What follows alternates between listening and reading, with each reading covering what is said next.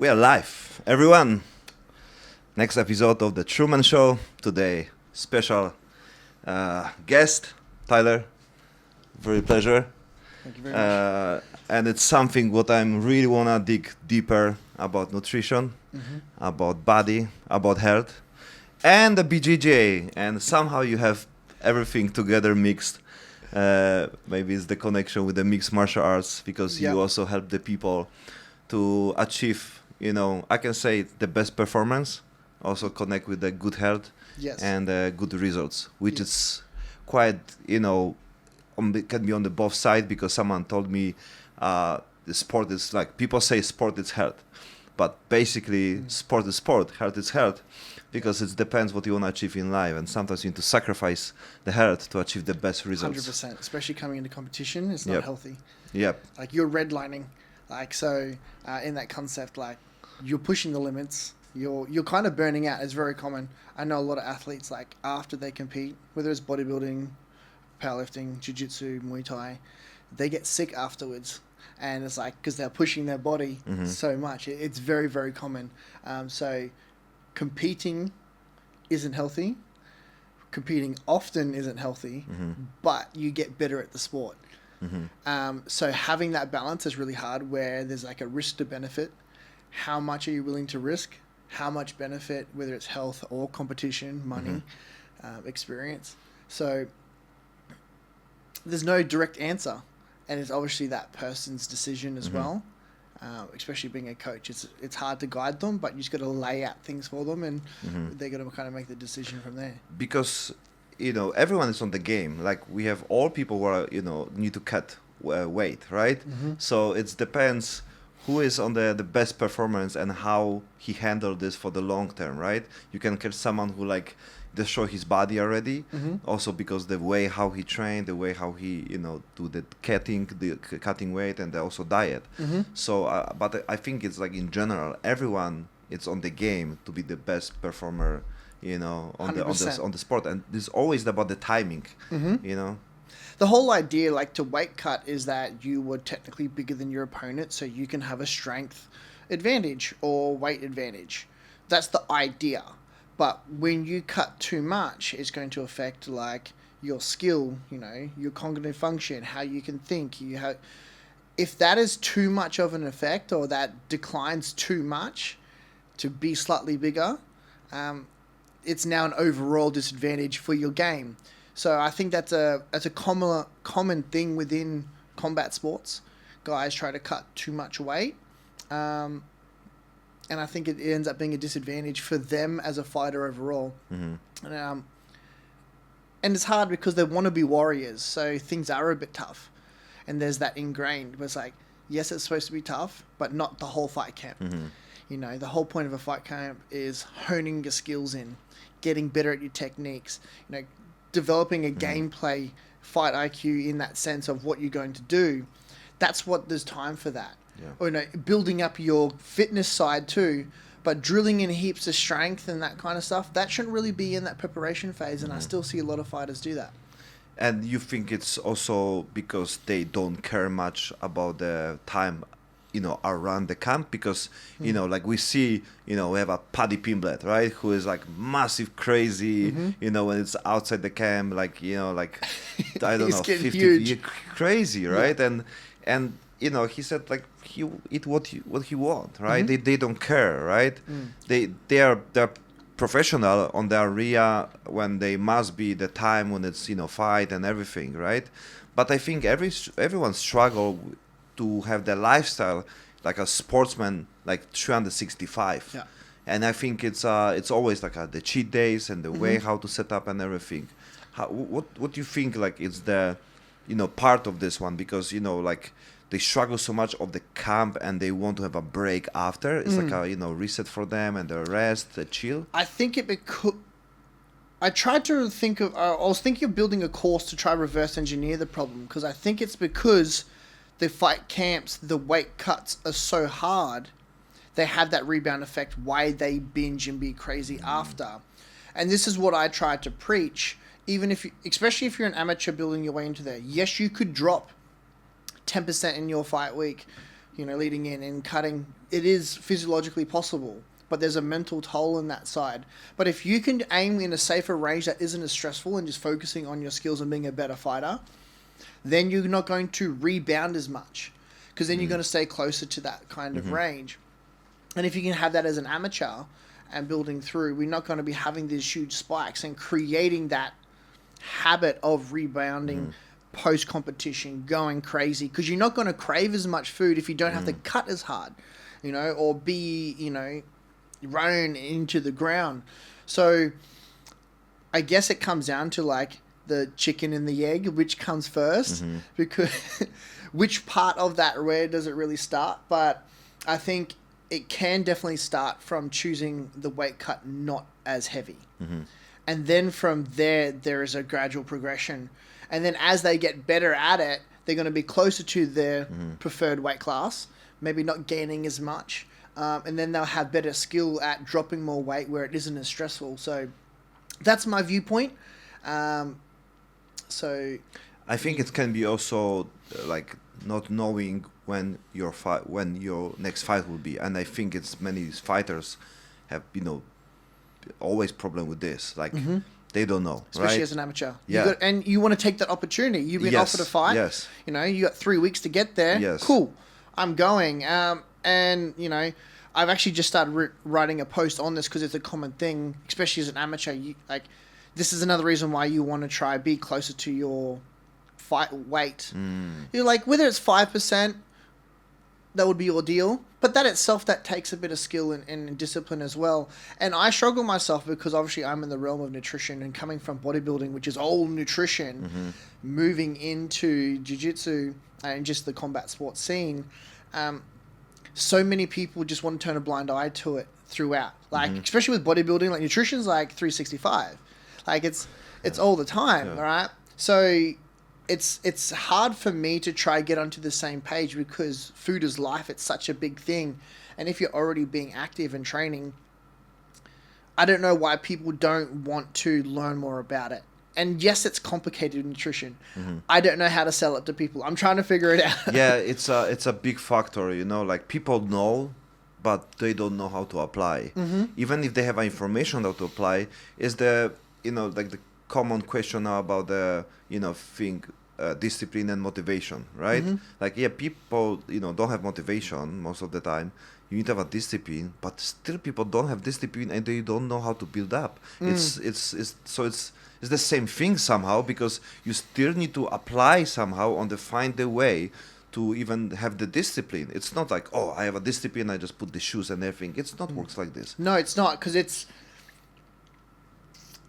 about the planning. Like, what I'm trying to figure out with people, especially with fighters, they don't like planning. They like to have a basic routine, like go train, work, kind of eat this kind of meal thing. But trying to like plan the food a little bit better, running a shopping list. Like, there's a lot of pushback of doing some of these basic stuff. And I don't know whether I think it comes down to just not seeing the value of that, how it can facilitate the process of the nutrition and the weight loss.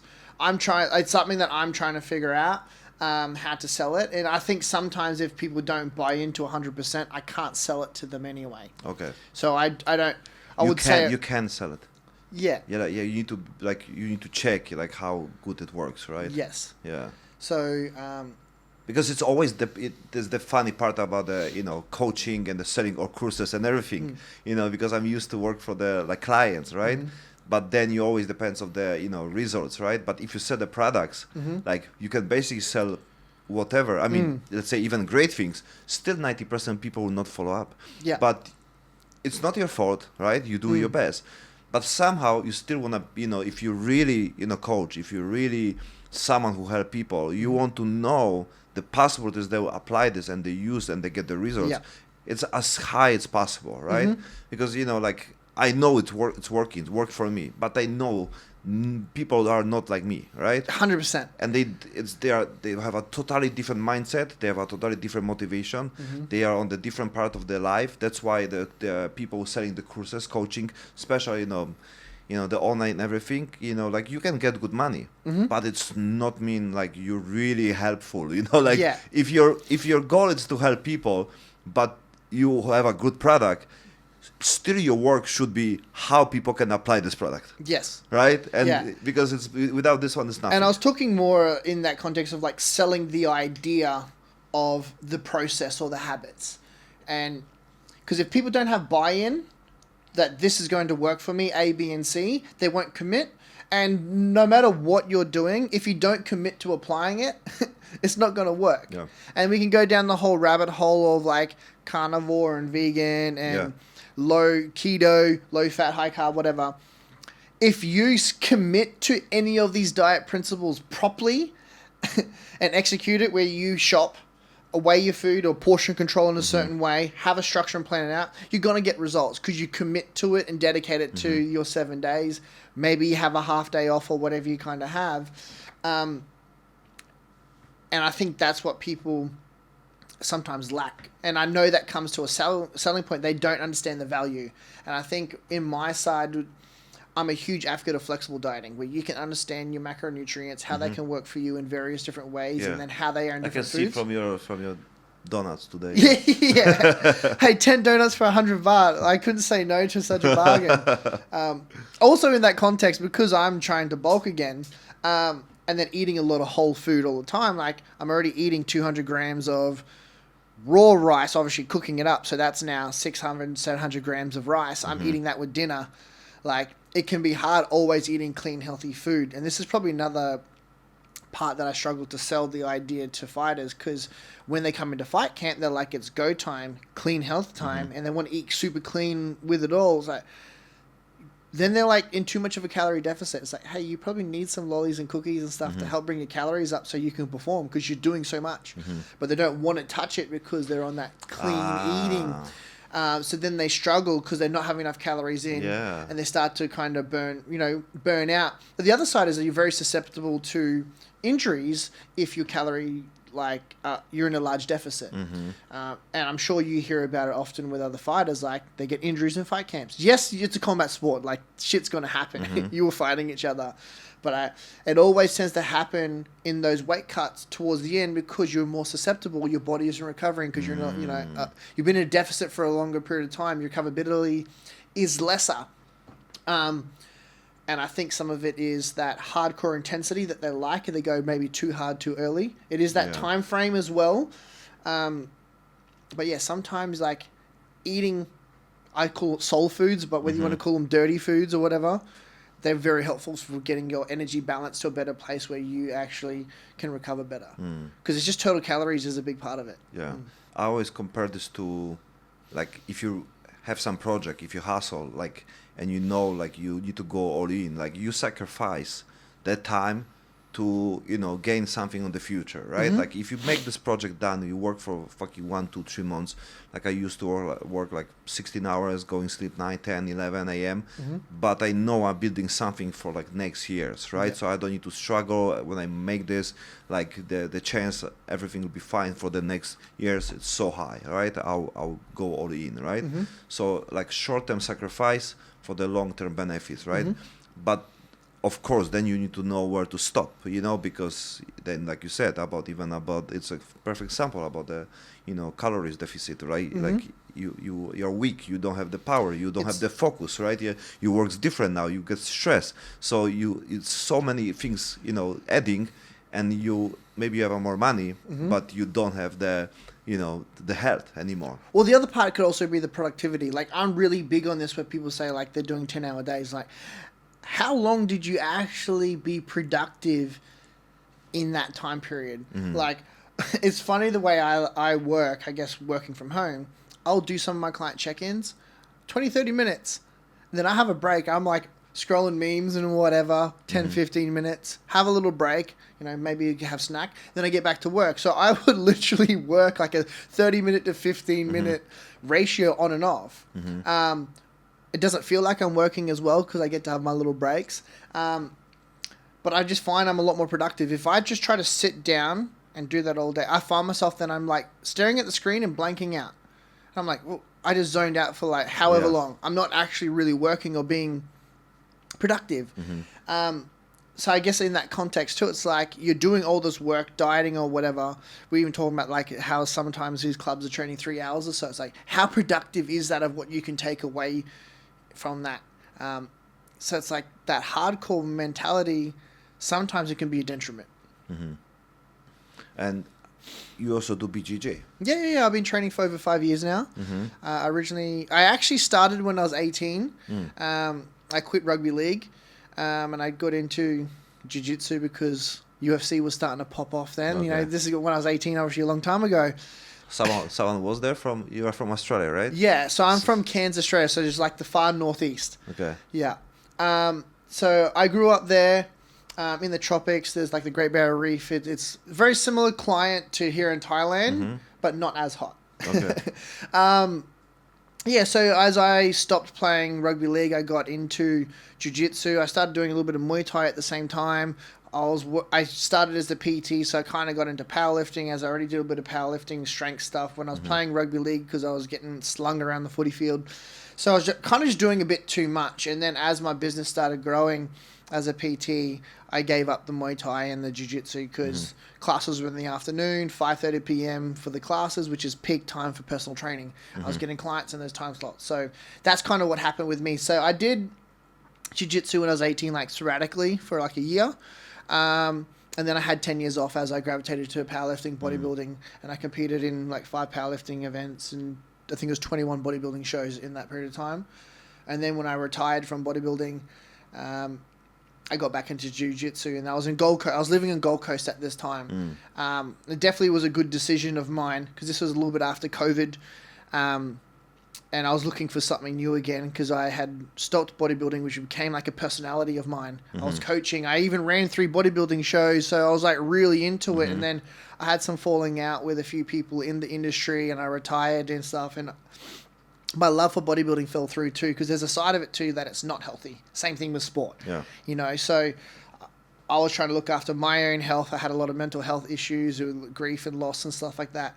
So I was trying to find something again and jiu-jitsu was definitely like, I'm so glad I gravitated back to it. Like, I don't want to use that, like, that quote, jiu-jitsu saved my life, but like, there is a piece of that. Yeah. I think it's a piece of the puzzle.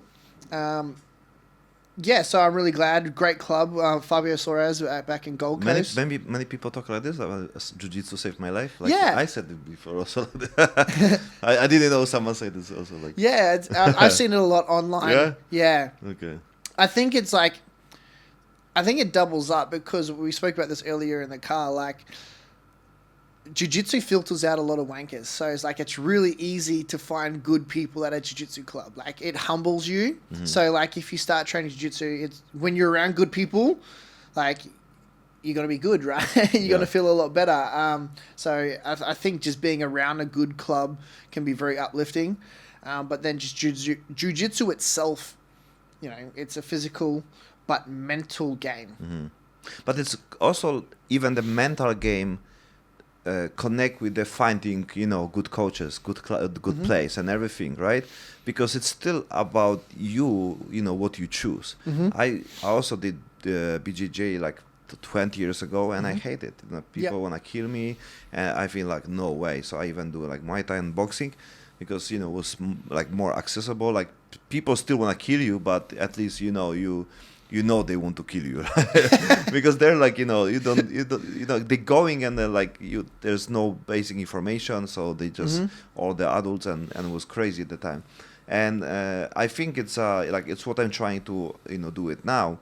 And I'm also talk with you know, few people about this part because, you know, the levels of the BJJ, there's always you know, the next chapter it will be competition, right? The people choose compete because what you can do, like, of course there's many people who do it for, you know, for health, for, you know, community and everything, but, you know, finding good people is like a part of the secret. If you want to really enjoy, you know, have fun, live good, also have, you know, really meaningful connection with the people. That's what I'm trying to do, like, you know, open some place, like even open mouth, whatever, bring some people, and then like without any, like, let's say rules, because now it's quite, you know, like the biggest struggle of the BJJ, like people don't know what's going on, like especially people who never be on the training, right? Like I compete and I don't know rules, right? Like Yeah. I have a gold medal and I just learn about the rules from the guy from Gambit, basically, from Yep. the coach from Gambit. Uh, he just teach me the rules the day before. Yeah, well, especially in the different levels as well. Yeah. Like, at white belt, blue belt, all the way Yeah. through, there's different rules in this. So Yeah, there's another part, but even about the point, like, Yeah. like, Okay, yeah, the like points. even about the points, I didn't know. Like day before, I learned about the points, and it was fun because also like the people who like I fight, they don't know my level, right? Because everyone will white, that people like I'm older, so they think maybe I have a more experience, right? So like, it was like funny game, But I think right now, and I also try to get my friend to BJJ, and if they come first time and they don't feel the vibe, they're like, no. yeah, So it's always about the coach, always Yeah. about the time when you go there. Always depends on the people around there. Sometimes you go nice first class, and then like cool people who just come first time or like maybe guest, Yeah. and then you start loving because you roll with someone for like 10, 20 minutes. Like, fuck, it's so it's nice definitely an unusual experience at first, just having such close space Yeah. with people touching and sweating on each other. Yeah. And obviously that's why a lot of people are like, oh, I don't want to do that. Yeah, can be. It's also depends how they feel about their own body. Yes. Like about their confidence and everything, right? So I also realized this, like last time with my friend, and then this the private space, what they respect and everything. So yeah, it can be some question about this one, like why people really don't like go to the next, right? Yeah. And I think it can be this part because even Muay Thai, it's not that close, right? Yes. You just have a coach never like touch you, right? Yes. And you have just special gloves and everything, so people feel more safe. But it's also like people don't like fall in love on the Muay Thai than like BJJ. Somehow it's what I think, right? So yeah, it can be good part, like the connection, the private space, like, oh, you like what you doing? You hugging each other? It's like, yes. Hard to explain BJJ, like it is for someone, and I find that sometimes, like especially here in Thailand, because it's not as big. Mind you, it's growing really quickly. But when I say I do jiu-jitsu, people are like, what is that? Yeah, Especially like- when I'm like trying to date or whatever, they have no, Yeah, no I idea. think it's I wrestle with men, like yeah, I think it's like not the best way to like, hey, I do BJJ, and then it's like you say, someone ask like, I had yesterday this, and what's this? And like, okay, how to tell you like if it's even something interesting or not. I did think about a better way is like if you go, UFC when they go through the ground. It's Oh, yeah. kind of that. I think that is the easiest way and still sound Tell it to the girl. yes. But I don't want to say I train UFC, but Yeah, yeah. I think that's a little bit easier way to explain what jiu-jitsu is because when you Yes. say wrestling, sometimes they think of WWE. US, yes, exactly. US, yeah, people have the school, the wrestling. Yeah. Europe, people have no idea what is wrestling. Like wrestling, like what the fuck is this? Yeah. We on our school we just run for 100 meters and play football, Yeah. right? So we never, have wrestling on our school. We have no idea what's this. But the US, yeah, they have a scholarship. Yeah. They're like everything around wrestling, right? But It's- yeah, it's huge. WWE, right? Like Yeah, that's what, yeah. Back in Australia, there was a few times I thought I was doing like WWE stuff. Yeah. So, but it's changing. Like we see what's happened now. We have a Craig Jones, you have a Gordon. Like we have a nice influencers at the same time, and then great. They are top. They are top players and amazing people at the same time. So I'm really happy about. It's and now we have a Mikey Musumeci. Yes. Who will be fighting in next week basically. That's right. He's now in on 7th. UFC. I was Yeah. lucky enough to get to roll with him when I was in Bangkok last Oh, time and go nice. have dinner with him. Super nice guy. He's super lovely. I wish I got to train with him a little bit more, but just things didn't align. Yeah, legend, absolutely legend on the sport. Even right now, going to the UFC, I was so happy to hear about this one, especially about the contract. It's just absolutely massive.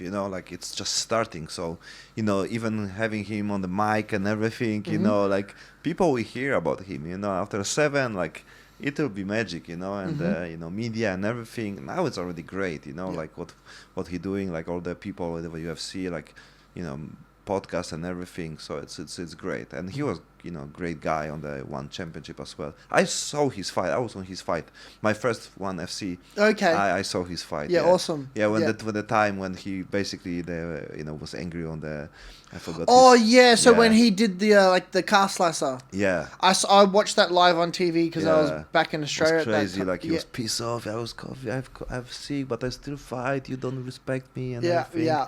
Yeah, it was personal. Yeah, it was great. It was great. Yeah. I was talking to some of my mates. We were just saying about Mikey, like it's surprising how strong his grip is, and I think that might be like a puzzle piece of getting better, especially at no-gi jiu-jitsu. I'm still trying to figure it out, but there's a few. If you can work better ways of gripping and increasing grip strength, I think that was like a key part of no-gi. With the no-gi? Yeah. Okay.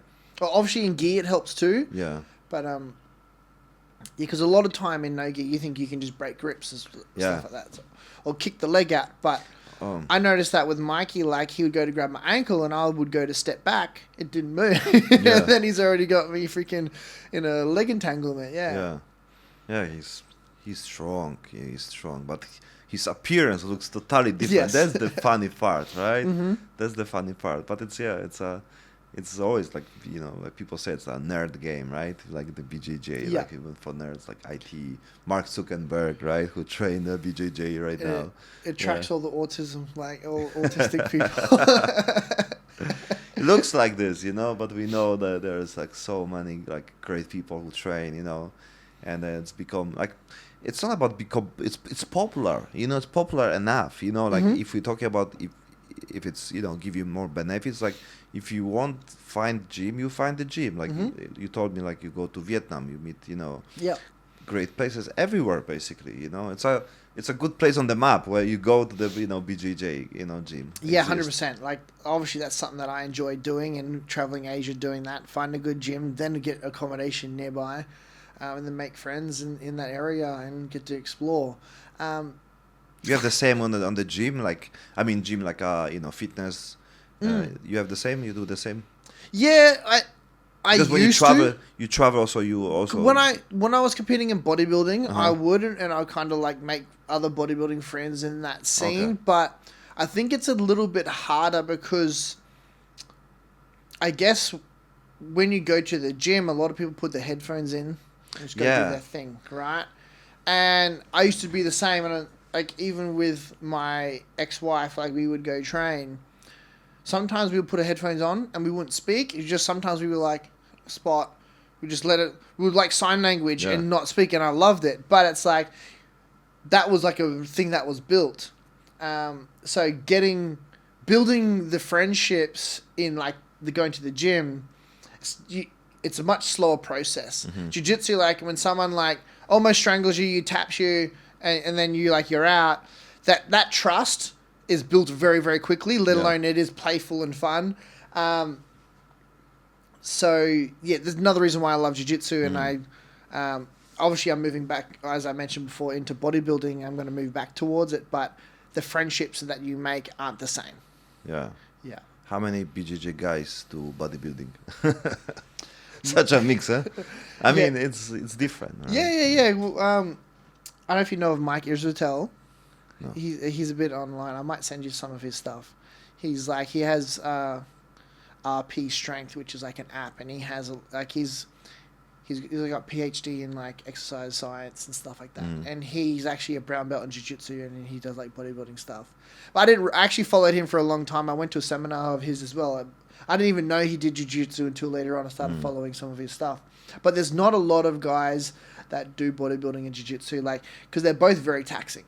So that's why I'm saying I'm kind of transitioning to it, because I don't want to stop BJJ. So I want to see if I can actually have a balance where I at least take the people from BJJ to bodybuilding, There's a part of me like I'm just doing it's been 8 years since I competed in bodybuilding. I'm 35 now, so it's like, I'm like not too old, but like I've had a lot of injuries build up over the years, whether it was powerlifting, bodybuilding, or jiu-jitsu, they've accumulated. But BJJ, there's always niggles. Mm. Like there's always stuff. So as my neck's been playing up, I'm going to move to bodybuilding because I need a vice or something to train and exert hard.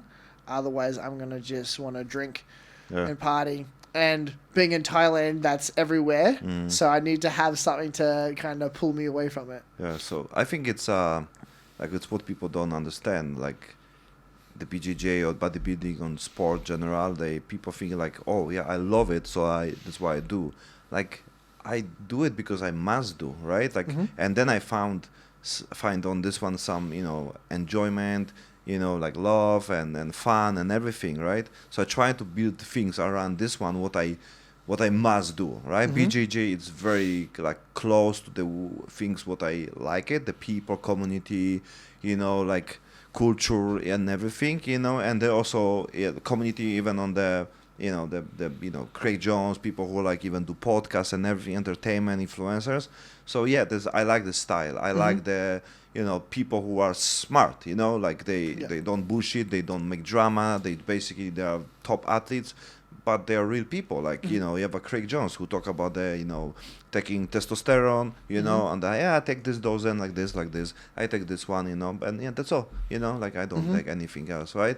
And then you have massive people who like, no, I'm clean, I'm good and everything, and like how I can fucking look like you, like I live my half like fucking 35 years, like I don't want to take nothing because the one who take it, they're assholes, right? And like, and that's why you have a different understanding about what is this, right? And how to even use, right? So then we have so I start using the also microdose, and the microdose also, then I realize I do it the same amount like Craig Jones, right? And yeah, I feel great because it's what I need, right? And but you have meet different people, and they're like, of course the Gordon's crazy sample, but but I know it was connect also with his his problems about many different, right? It was even about the in general health problem, because it was also mental things at the same time, his body. So but yeah, it's the big factor, because you compare yourself to other people, but you also don't know what people really use, because nobody wanna say the real things. Yes, right? 100%. Yeah. So how was your things? Because you are a nutritionist, right? And you also help people with the performing and everything. So whereas things, the steroids inside this. Yeah, so I'm pro performance enhancing drugs. Competing in bodybuilding, I think. Well, in that side of things, natural bodybuilding is a lot more tolling on the body versus, because your hormones and stuff start to crash. When I was like 21. I was trying to prep. My coach ran me into the ground. Like I was walking on the treadmill an hour every day. I was eating like 1,200 calories. I was doing an hour weights. Like I wasn't that big either, but I was like 68 kilos at the time. Like I remember like just dragging my feet on the treadmill, almost crying, just determined and going through it.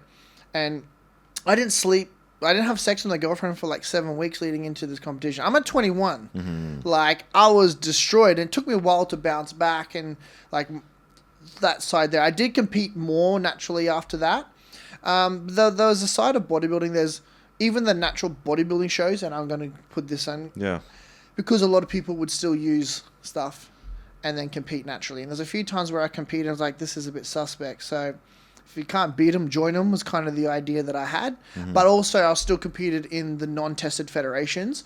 But also being a coach, experiencing learning, because I had a lot of people asking me questions about it. So I kind of like lab wrapped myself to learn about it.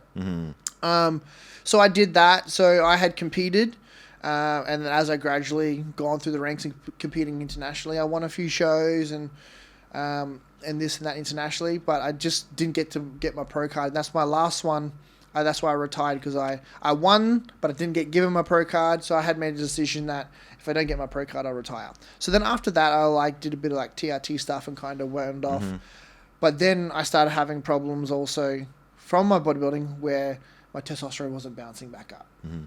Obviously, that's a side effect of bodybuilding, abusing it. There was probably a period there where it was nearly 4 years where I was blasting and cruising, doing some pretty high doses and dialing back down. So that's a part of my own thing. But I also knew that would be a possible outcome.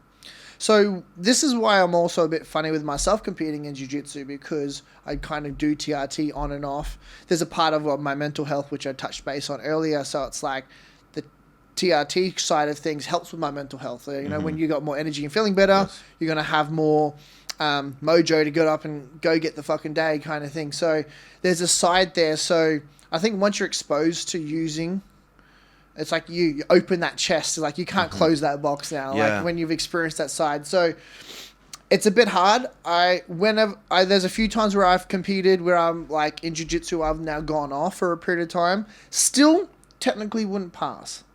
But I think in that sense, I'm doing justice for that. There's other sides where I have many years ago where I was like still doing TRT. Again, this would be against the rules, but these are lower level. I'm not trying to do nationals and stuff because it's a fun sport. Some people may disagree and think I was a cheater, but competing at a state level, not national, doing different stuff. So that's how I am in that view. Now that I'm moving back into bodybuilding, I will be using different stuff. I haven't made the decision yet of what.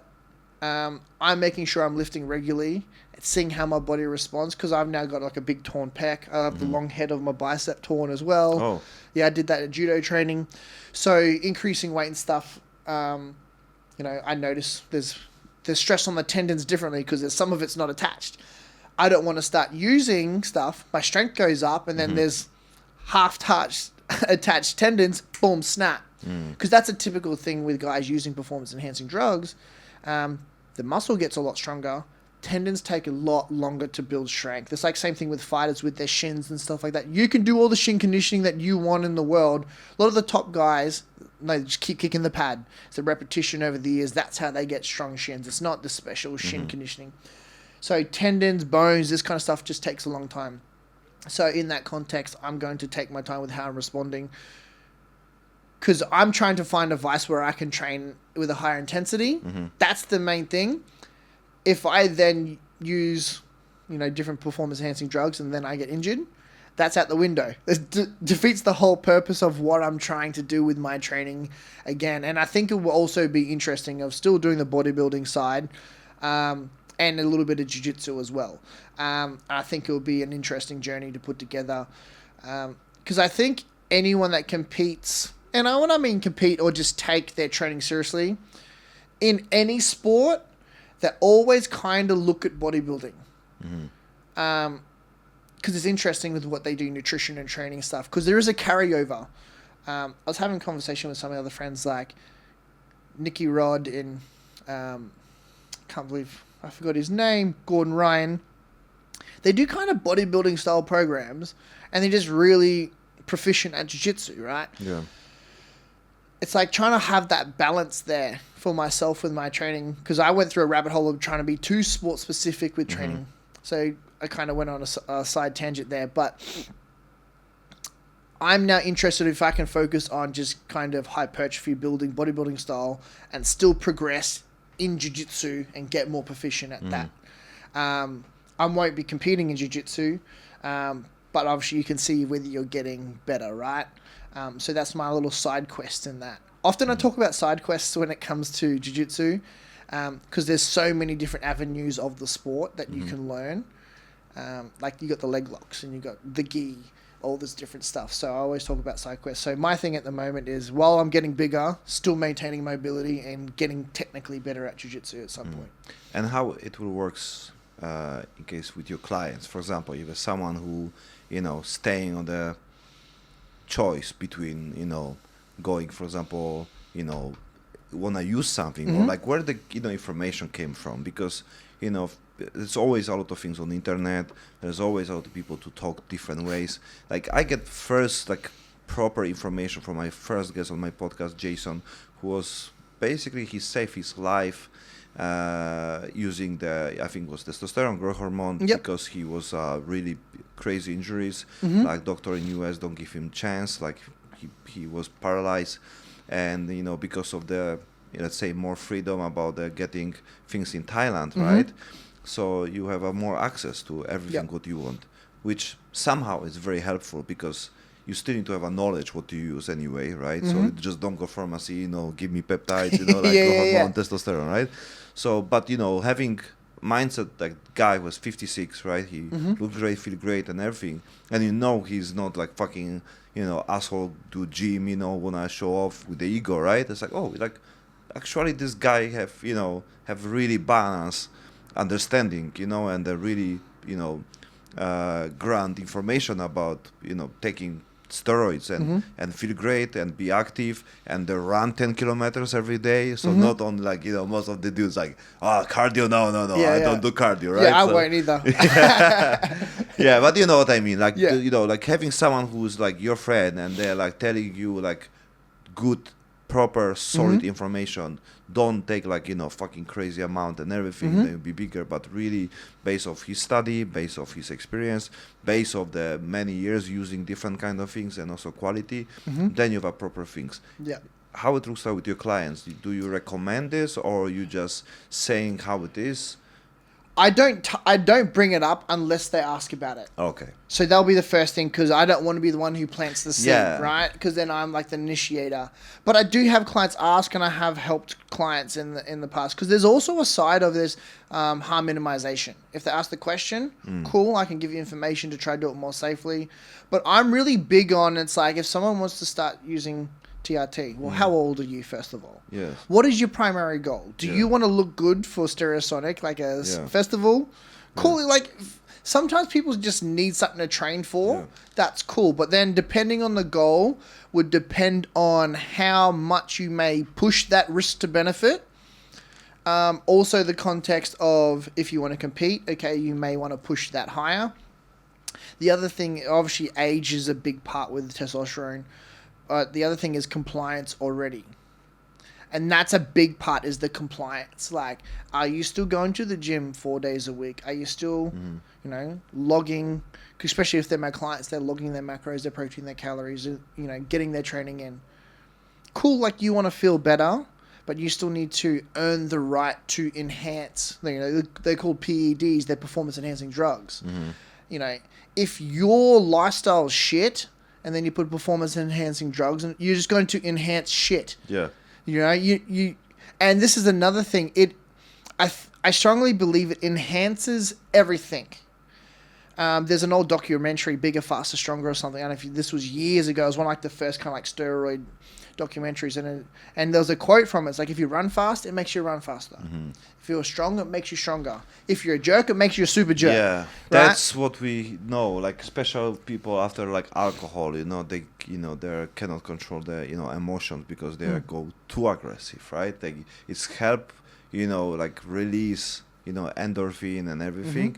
But if your endorphin it's being be asshole, you'll be more asshole. Yeah, right? and this is why I guess like they're like, like some guys roid raging and being like, he was probably already an insecure jerk to start with, and that's why he started the steroids, and then he ended up just exaggerating his insecurities and being a jerk. Yeah. Some of the nicest people that I know in the world, are huge bodybuilders on steroids and stuff like that.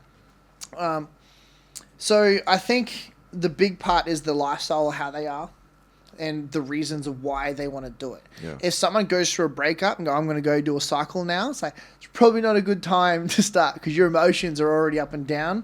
Taking that is going to emphasize the highs and lows, and you're probably already a bit high, bipolar.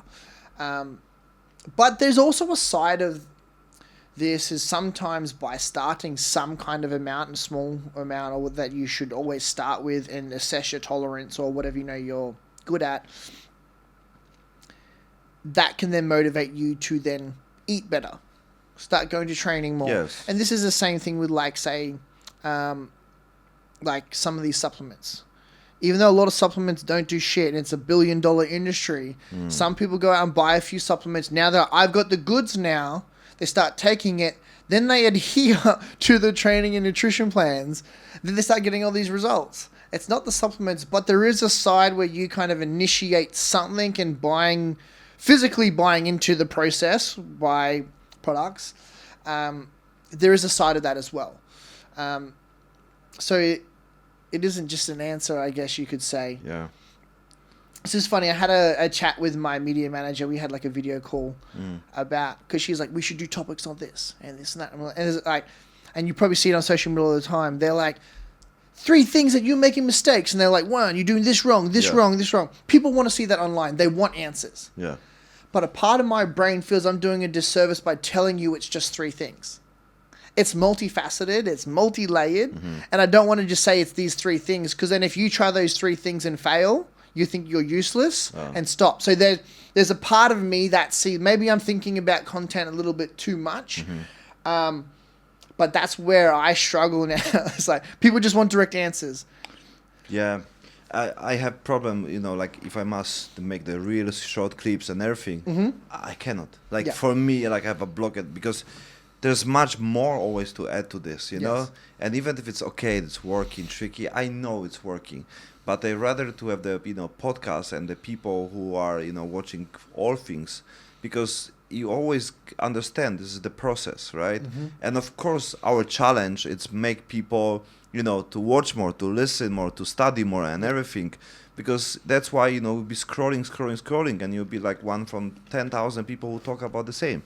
Because now everyone copy about, of course we want to have more clients, but you want to have more views or more clients, Yes. You want to have more listeners, or you want to have more people who you work with, right? You want to have more, like friends, or you want to have more, best friends, right? And Yes. that's the tricky part, also when I start also like marketing agency, I don't want to help people have more views. Yeah. Because I made views for people, and it's not mean nothing. It doesn't mean business. Yeah, and it's okay. There's just a little money, but there's no stability. There's no really, even no money on the general, because you people see this totally different. Like, like one time you can get something, but you need to constantly to make something viral and everything, which most of the time don't bring you the even clients for your business and everything. But it's so many, the 3 things what people talk, do marketing like this, clip like this, clip like this. Yeah, but there's no extra things what's happen after, like how to do it, how to prevent, how to take care, how to get more, how to do it again. And this one nobody talk, because nobody wanna listen fucking 2 hours, 3 hours podcast, And you know what? A lot of people don't have the time to do that. Like, we're obviously invested into this and something we really value, health and fitness and nutrition. So people won't. So again, it's me trying to figure out how I can try to deliver this message in a way. We just had a conversation that maybe I will do a little bit of, it could be A, B, and C, follow now to look at me talk about it in longer. And then so that's something we're going to try. Hopefully it works. No one else steal my theory for now. No. There's probably already successful people. It's not like this. The first of all, like if you share the idea, it's endless. That's what we talk about the AI. Like you'll be not stupid if your AI do things for you. You'll be just more creative. How good question you can give. How what other idea you can have, right? So, but I'm also the same position. Like how. The way how I want to help people can be effective, right? On even you said about, diet, like people have a cheating day, or like maybe, fucked up when they like start eating some bullshit and things. And even creating things, how they can get out from this, or how they can, fix this, how they can, when they eat some fucking cookie, whatever, and they can add something so they minimize the side effect and everything, right? Like, it's not about information, not about knowledge, how people can really apply, and like even things like this, like fasting, right? Like it's supposed to be easy, right? You just don't eat, right? There's no secret. You don't buy anything, it costs nothing, right? Yeah. And still, like people tell you, like, no, I cannot, right? And like, or like you need to do like only meat. Oh, I cannot, like. How you cannot just don't add this, right? Well, they have a closed mindset on it, and this is a common thing. Like, yeah, but that's our work at the same time, right? Yeah. How we can make this happen, because we know, we know they know, we know it's it's the information what we know, it's not applied for them, but it's still the way how we need to be creative, like how it can be effective and they can apply to the life. Yes. Small steps, of course, we know the rules. Small step, 80-20. We know these things, right? The point is like somehow the percentage of the effectiveness, it's very low anyway, but it's the work of the coach, the work of the people who have some, it's not magic things what we know. It's more about how people can really apply, because if people buy your book, people buy your things, like, yeah, great, you have money, but nobody even do nothing with this. I reckon, just thinking of this, 'cause you're talking about like something to give away. Yeah. I think if people are going to take anything away from this podcast, one of the best things for nutrition to do is to manage your stress and your negative viewpoint about what you've eaten. If you then don't stress about eating a cookie or whatever, and then turns into then drinking 100 beers, if you're stressed, if you want to have a cookie, cool. Or you have a beer, cool. Don't think then it's the catalyst of it turning into a snowball effect, into a whole weekend or a whole cheat day or a whole week. If you're going to have that little bit, if you can manage the stress, or even, because some people get stressed about thinking about wanting it. Yes. And like it even goes that far back that they start feeling guilty that I'm even thinking about cheating on my diet. It's like, it's okay. Why are you craving this? And then being self-aware is fucking hard. But if we can just try to be self-aware, I'm stressed about this, and that. Okay, cool. Do I really want this or not? And it does take a lot of energy, but if we can just try to remove the stress from it, it's not the one beer or one cookie that's going to ruin it. It's the continued cascading of stressing and making more decisions. And then just like, yeah, if you can just take away the stress. And then if you have it, and then get back to your thing. Yeah, but I was at the position when I do not have stress about my small cheatings, right? Mm-hmm. And then I was so great about this one because I really don't care, right? Mm-hmm. But it's the same time makes me lazy to have the challenge to, for example, to don't do it this one, to don't take this one, to not drink this one. So even if I'm taking some drugs in my life, like was that, like I always give like excuse like, oh, next day I feel great. Mm-hmm. Next day I'm super effective. Next day, I have no problem. I don't have any, like issue with anybody. Mm-hmm. Nobody ever fight, like I was like cool. Mm-hmm. And the same time I was trapped because I go to the loop just using this because I don't see any side effect. So I constantly even proving, like creating more story, like this is good, which is make me more addictive to this. Yes. So I guess in that concept of when you do it is reassessing the trajectory of where you're going. I know this now isn't simple. Starts getting multifaceted. All these layers, and then we're going to start getting into that again. I think if we aren't as stressed about it and just try to be less emotional and more logical about it with the decision. But like you said, but then sometimes we lie to ourselves in a logical bias way. You said, oh, I didn't fight anyone. I had a good time. I still feel good today. It was great. The drugs was better than alcohol. I wasn't hungover and it was all cool. Because now I don't say that I don't want to drink for 1 year. Yeah. And I was on the date and she drank wine and was like, fuck. Like, I just said to myself but then I realized like, oh, maybe I should not drink with some kind of people because there was the problem, right? Because I don't want to drink with these people, so that's why I want to stop. And then like I can drink with the people who I want, so I don't, but it's also can create like excuse like I've had this conversation with myself a lot. Okay. I'm on the same page because sometimes like especially in Australia we have a big binge drinking culture. Yeah. I grew up playing rugby league, so like there is probably like a downside of that. I love having a beer, whether it's watching sport and stuff like that. Sometimes it gets out of fucking control. And then me and my friends joke around. There's Jeffro Hopi things, which is obviously my nickname's Hopi. Jeffro Hopi things is like the crazy drunk me. I kind of become like a wild idiot. Sometimes he comes when I'm drunk, sometimes he's not. And I'm sure when you're talking about this, I just can't drink with these people because I turn into that wild. But if I'm drinking on a date, I'm going to be a good boy or whatever because I want to impress her. And when we start trying to have that conversation, I think it's good. But I say this to my clients a lot and something that I'm getting better as well, especially with alcohol. But with food, I'm really good. I've made a decision. This is what I'm going to do. These are my outlines and whatever.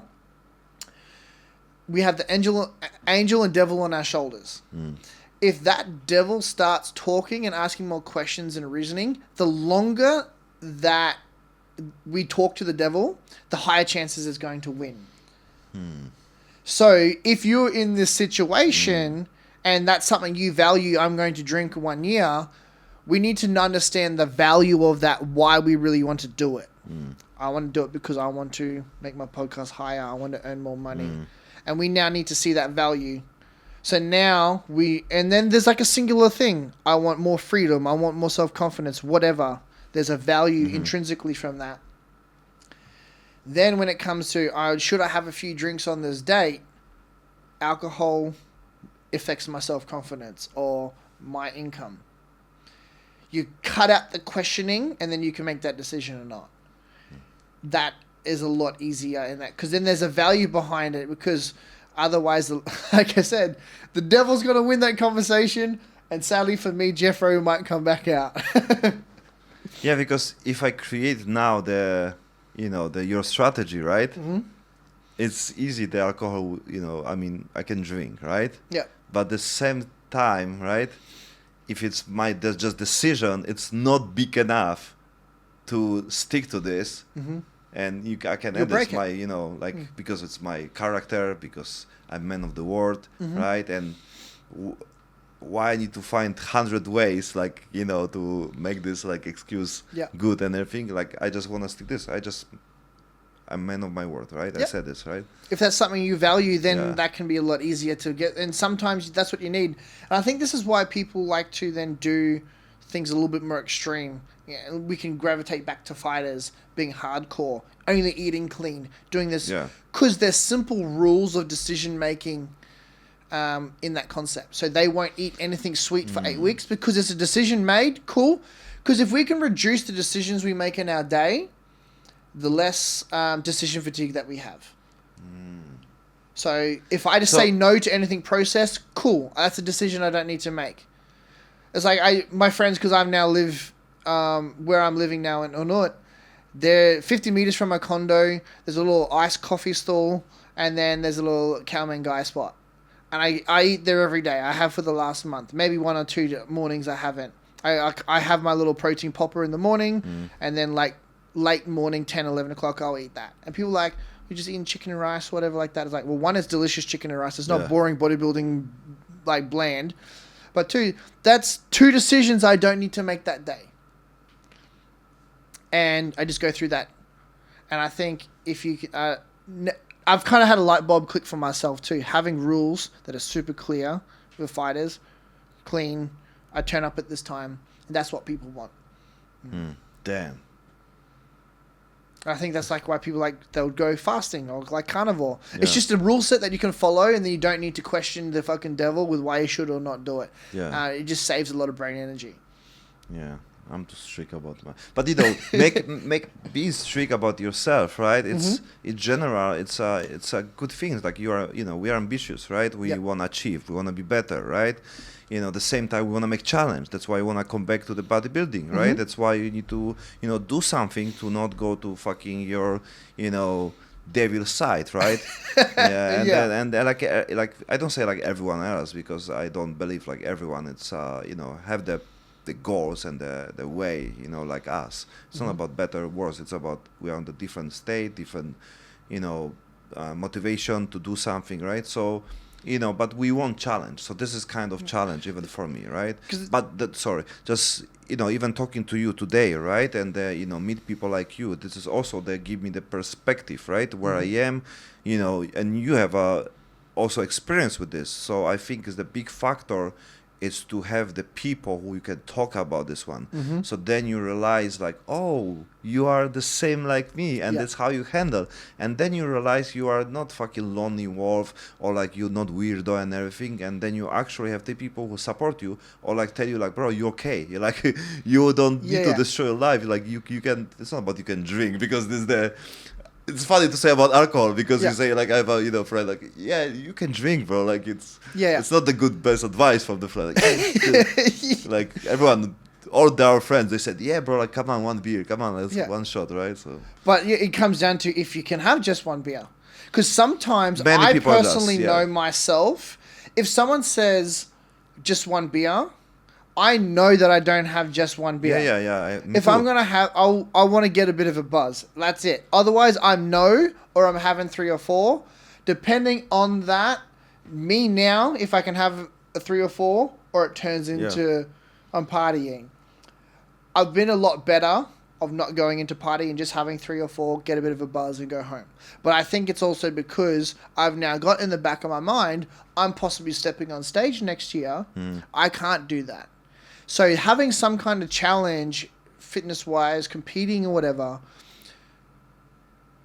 knowing that I'm going to be on display and viewed, that now is always in the back of my mind with every decision that I make, even though I'm not 100% committed to that. If I'm half-assing everything, can I step on stage and look shit and look nothing like I did 8 years ago? That's embarrassing. Yeah, but I think I'm like a John Jones, you know. I get to 2 medals and I fucking just drink 3 days before, you know, like. Fighting's different though.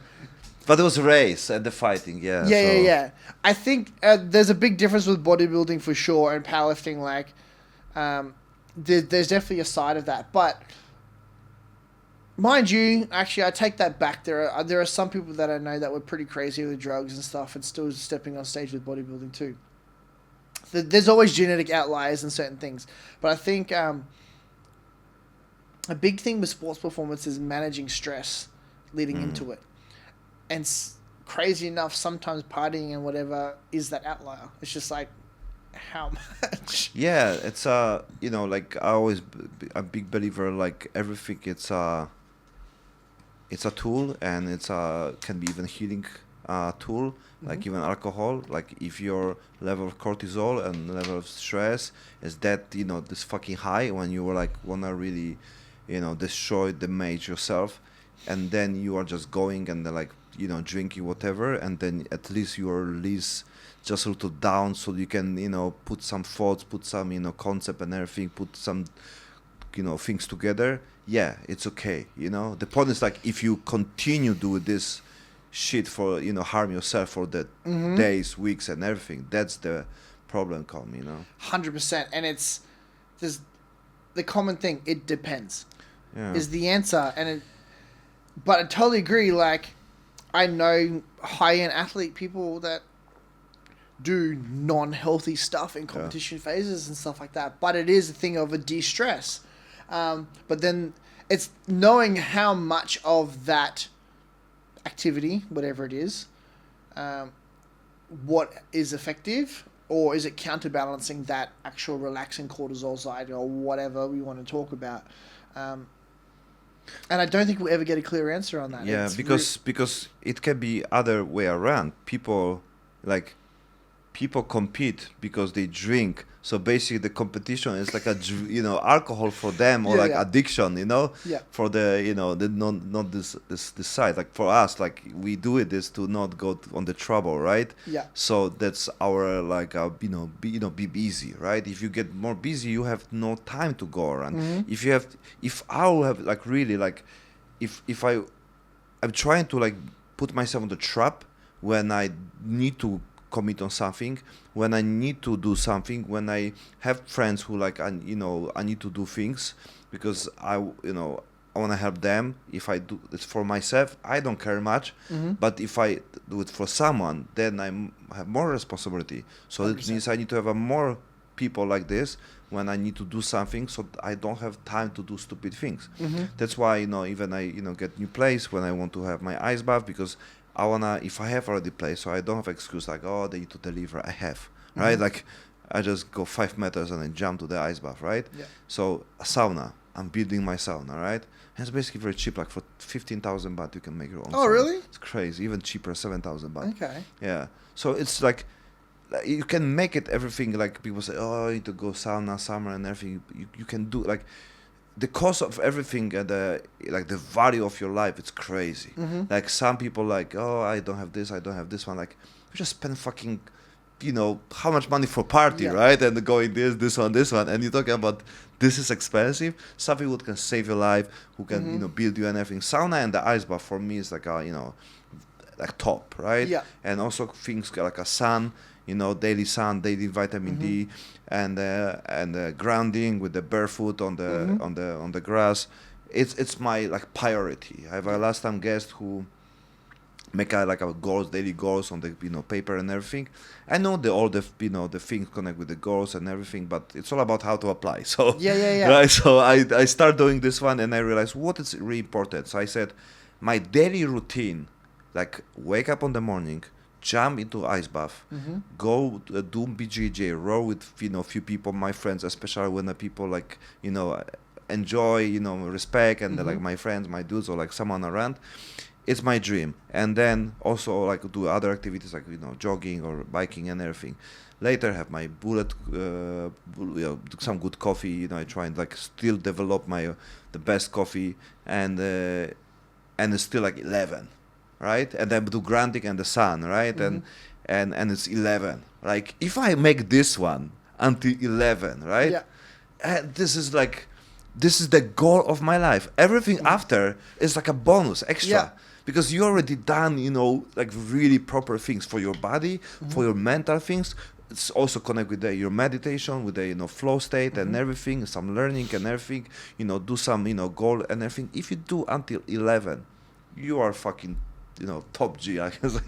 Yeah. But you are basically, you have a foundation for the for whole day. You already done something what many people cannot handle for whole life.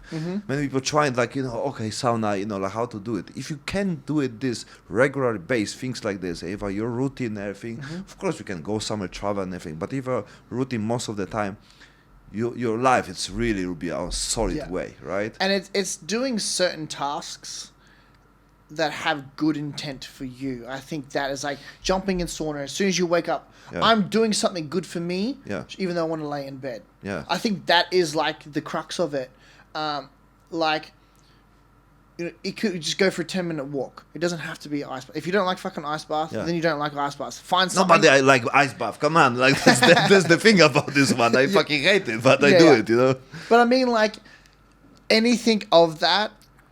Especially for some people that aren't super into going to the gym and being healthy, just doing something that is good intent, movement, and health. I think in that concept too, like people don't realize how good walking is for your health. Yeah, you don't see the instant benefits from this, right? But I think you said this many times, like you working on things like how you can apply, how you can be better, applying the information, the knowledge, based off also about this, what this person need, why this person need this, right? Like I used to even go gym and I waiting when someone look at me, so I do more reps and everything. Yeah. And like it works for me. I don't care if it's the opinion like, oh, you do for others, blah, blah, blah, you need to do for yourself. Like, I cannot do shit for myself. I need to do something for others, Yeah. Like, I take care of extra people because this makes me, more motivated, right? And don't want to let when people people say, like, why you take care of her? Like, you don't need to, like, and like, because I decide to do it because it's for me, and not for her, like it makes me my life better, not this person, right? Like all the people charity, like, and everything. Doesn't matter if someone, like people say like, oh, you don't need to show off, like you give the money for people and everything. Like if this things makes this person better, feel better, sleep better, like feel Shut this the one. fuck up. Yeah, doesn't matter. Doesn't matter if it's you fucking show on the Instagram, right?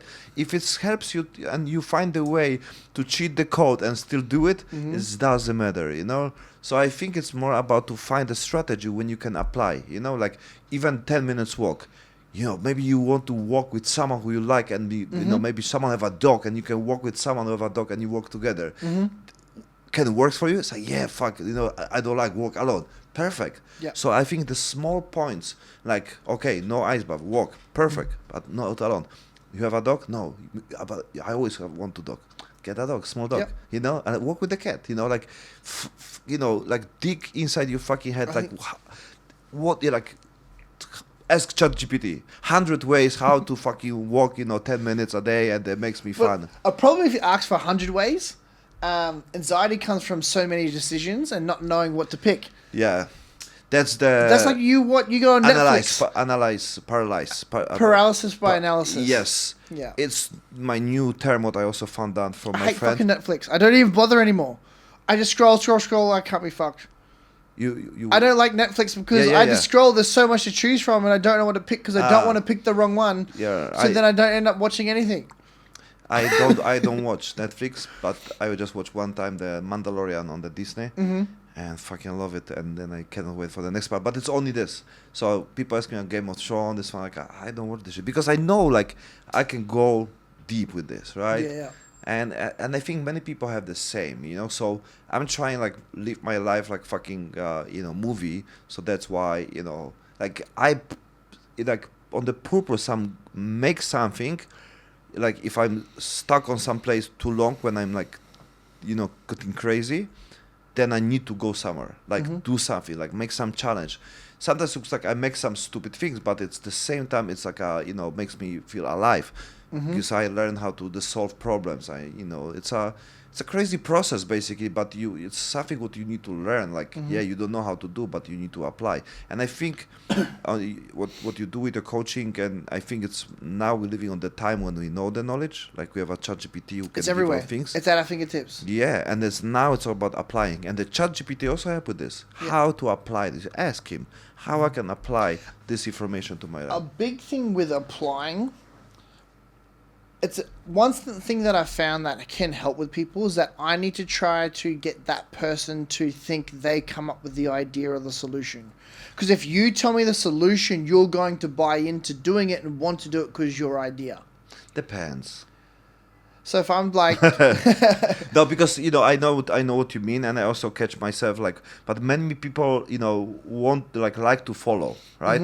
Somehow in the beginning, but also they like to follow because they don't have enough confidence to be their own boss. Yes. So they want to be, because if they'll be on boss, they are responsible. But if you come with idea and then you're responsible, that's why they're paying coaches. Yes. Because it's your fault.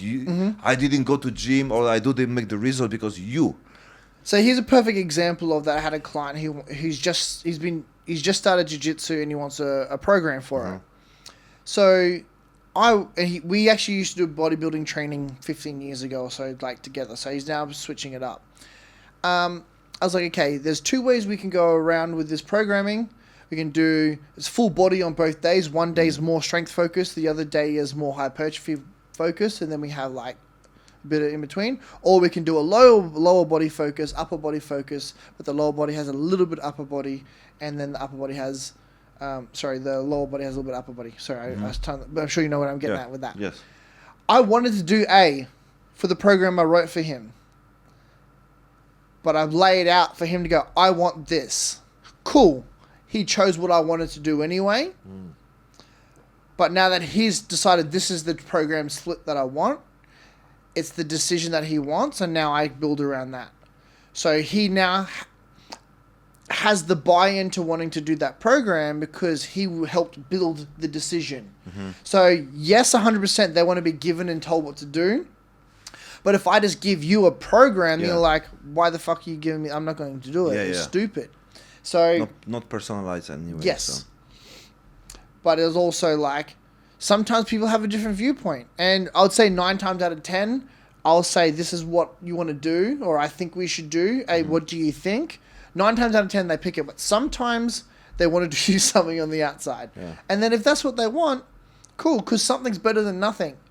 And then we just try to tailor make that to them, because if they like it, they're comfortable with it.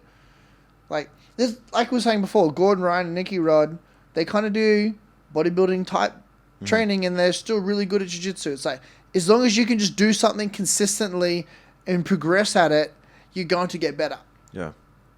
But this is the same things, like if you have a people like who, really open for the concept, and because, like you need to already know what you want. But at the same time, like I know we should not change people, push people they don't want and everything, but mostly it's our friends, family and everything, so we still try. It's different people to work with.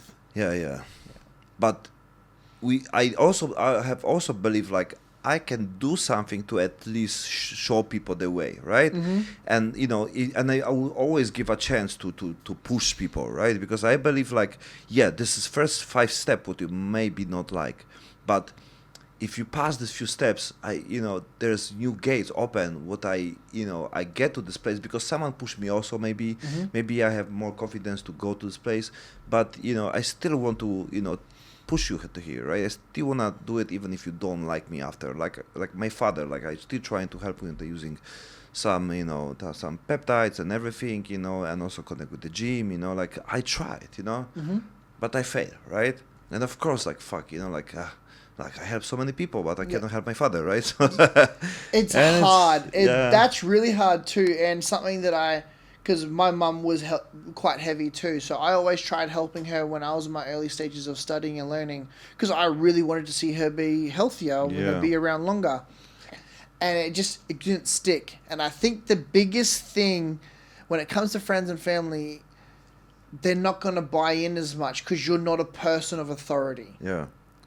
But there's also a way, like you can put some on try, authority. but you're at lower chances. So I think if you try to help, just realize that you are at lower chances of them seeing you as a person of authority. Yes, but you can always find someone who they can trust more, or they can follow, and then find something. That's why I'm looking for the videos when oh, my father trusts doctor.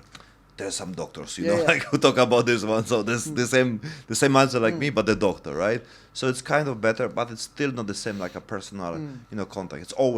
There's always like personal contact. It's always better than YouTube video, clips and everything, right?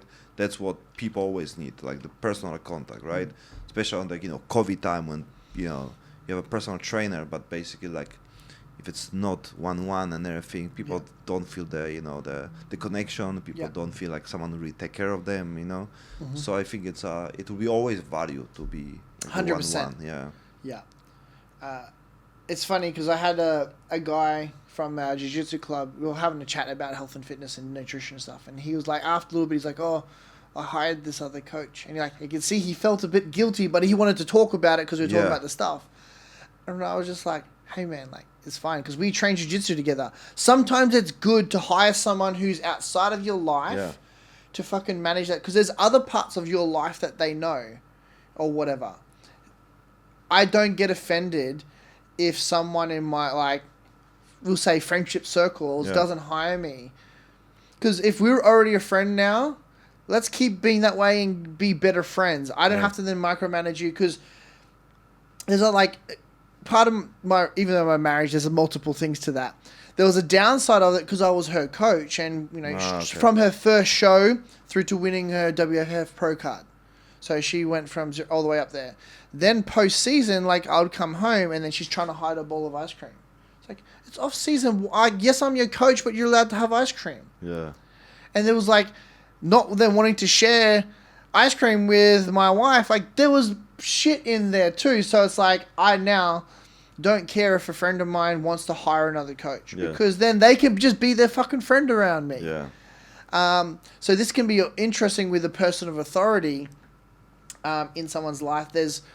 It affects friendships or just viewpoints of how they feel about themselves with food and alcohol. It can be, it's interesting how the viewpoints and authority crosses over to everyday life. Yeah, hiding, so many, I get when I used to do spirituality. I mean, some. I like how you put the. Yeah, because it was really spirituality. The people who talk about this one, they're saying. They meditate or some do it Kundalini and everything, and it's my friend because they are high from Kundalini, right, and energy. It's and I said you really act like this when you're on Kundalini meditation, whatever. And my friend who know them no, bro, they're fucking on ecstasy, My friend just sold them, and oh my fucking Jesus, and you watch these people on some trance and everything, right, and you think they're spiritual, right? But basically they are fucking high, right? So that's why I say that's everything looks different. You have someone who it's authority, but at the same time hiding things, taking coke. There's so many nice clips on the internet, the guy with the cocaine, no powder, no whatever. Yeah. I said, bro, basically, like, people asking me how I stay motivated, and just I always say, like, that just keep going, discipline, and you can do it, like that's how I do it. Just like, work 18 keep hours a yeah, day. That's how I do it. Like discipline, motivation, wake up, go in the sun, eat healthy, this one, and like that's how I do it. And like but, that's my secret. That's my secret, So it was fun. But when the people like this, and that's how you don't know like how they can get there, like, and especially when the people you see that are successful on the like Instagram level, right? But you don't know how much deep shit they have in life. Yeah. The trauma, stress, the addiction, the whole stories behind and everything. But you don't see this. You want to follow this path, but you don't know the price. That's why I think the podcast in general, or like having the people who are on level to be honest, like they said, yeah, bro, like I'm like I don't know if you know the guy, the Theo Von. Yeah. I love watching his stuff. I love this dude also. Like, and he's quite, honest, like about fucking everything. I wish I could plug his brain into mine. Just like, I think he would just be able to come up with the ideas, however the fuck he does. Like, I wish I could download that. Like, that would be. And he's like without real like censorship, right? Yeah. And like going all in. And like last time on Joe Rogan, he said, "Dude, do you have something like someone eat and you already done eating and." The person still eating, you can handle this, and like, yeah, but the drug is like, yeah, like no problem, like what's the problem? This I cannot, like how, like, but this person, like I stopped eating. The person, like, am I just watching them eating? It's like fuck, and like it was like really like small things, like he get the stories and everything. Talk with the Donald Trump about the fucking cocaine, like, super cool, but it's common but the same time he have his issue, right? He have his crazy story, like the demons and like everyone else. The point is like we looking on the people with very good performance and everything, and we thinking they're like they are clean. Like we have a John Jones, we have many people like Gordon, everything, top players basically. There is always price, and I think this comes back to, like I said before, whatever little decision that you want a cookie or a beer, and you got to think, if you remove the stress from it, because some of these top tier athletes, they aren't fucking angels. Yeah. There's probably some dark shit that they're doing too, but there are people that just stick to the shit with good intent to their plan 99% of the time. I'm pretty sure. Like John Jones, even though he probably has a bender a few days before his fight, he's probably still training 365 days of the year. True. You see him in his off season going up to heavyweight. He was bulky. He's now up to like his intention. I think this is what I was trying to say before with the message. It's like if you have something a little bit deviating, don't stress about it and just get back to it. And if you continue to have that stuff intent, if you do it twice now, I need to check myself. I've done this. I've had 2 dates and alcohol twice now. I'm going against this now. Maybe you need the clear answer. I now need to do 14 days no alcohol. Yeah. Because it's a clear answer. Getting the mind. You just gave me a green light to fucking drink again. I don't know. I don't know if it's good concept, but no. But I'm really value what you said because someone say like if you have a 2 horses, one is good, one is bad, right? And who win, right? The one who you feed, right? Yes. So it's the same, right? If you have the conversation and you struggle with this one, you basically give more stress and attention to the question why. If it's this true. I did this before, but I thought it's like quite cheating, because I was really good on this. So I thought that like I'm too good on this. So I think like I thought this I'm too perfect, So I need to make a more challenge, right? Yeah. But I was really good on this, and I realized like it's if it's like if I had this perfect sample with the people. I have a friend who she was a vegan, and she make mess when she chicken like in some salad and some part of chicken, right? And the same time you see her on the evening drinking like 2 liters of cola, they're getting like fucking snacks, chips, and everything, right? But she was fighting with some. Not guilty, like people who like work on the restaurant, like for the minimum wage and everything, and they make mess on the restaurant, right? Yeah. And like, for what? Like it was worth it? Like, this bite or even see this meat on your plate, like it's not make sense. The stress destroy you more than the fucking meat. Like it was 1,000 times more destroy your body, right? Yes. Than the part meat what you even didn't eat, right? Yeah. But still people choose this one, Yeah. right? I did a reel yesterday. It was like talking about there's a big rage at the moment with the food dyes in food. Like in America, they're like protesting about it because there's different and valid. There is more food dyes and additives in American cereals and different things versus to other because they have different rules. Yes. But all these people are protesting when, 66% of people in the West are overweight or obese. It's not the problem of health to be protesting about. But yeah, that's the point. Like, you have a cereals, you should not even eat this, right? It's like sugar, this one, right? And then you think like, oh, they have a 30% less of this, and like, but it's still like it's the same shit, I can't remember. It was a page that had talked about it. I was like, of course you want to point the fingers at someone else, but not take accountability of the decision of buying freaking Fruity Loops or whatever it was.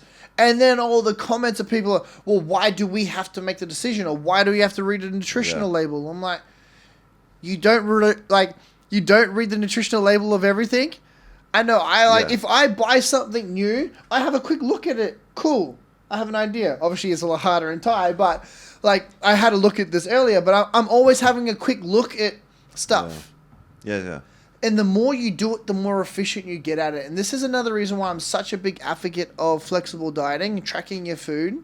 Now you can take the ChatGPT to make and scan it, you don't have to do it for life. But if you do it for 10 weeks, you have a really good idea of the ingredients and the macros and the calories of everything that you normally eat. Can you explain me macros? What is this? So macros... I was always confused. Okay, so it means macronutrients. So the macro of our calorie intake, protein, fats, and carbs.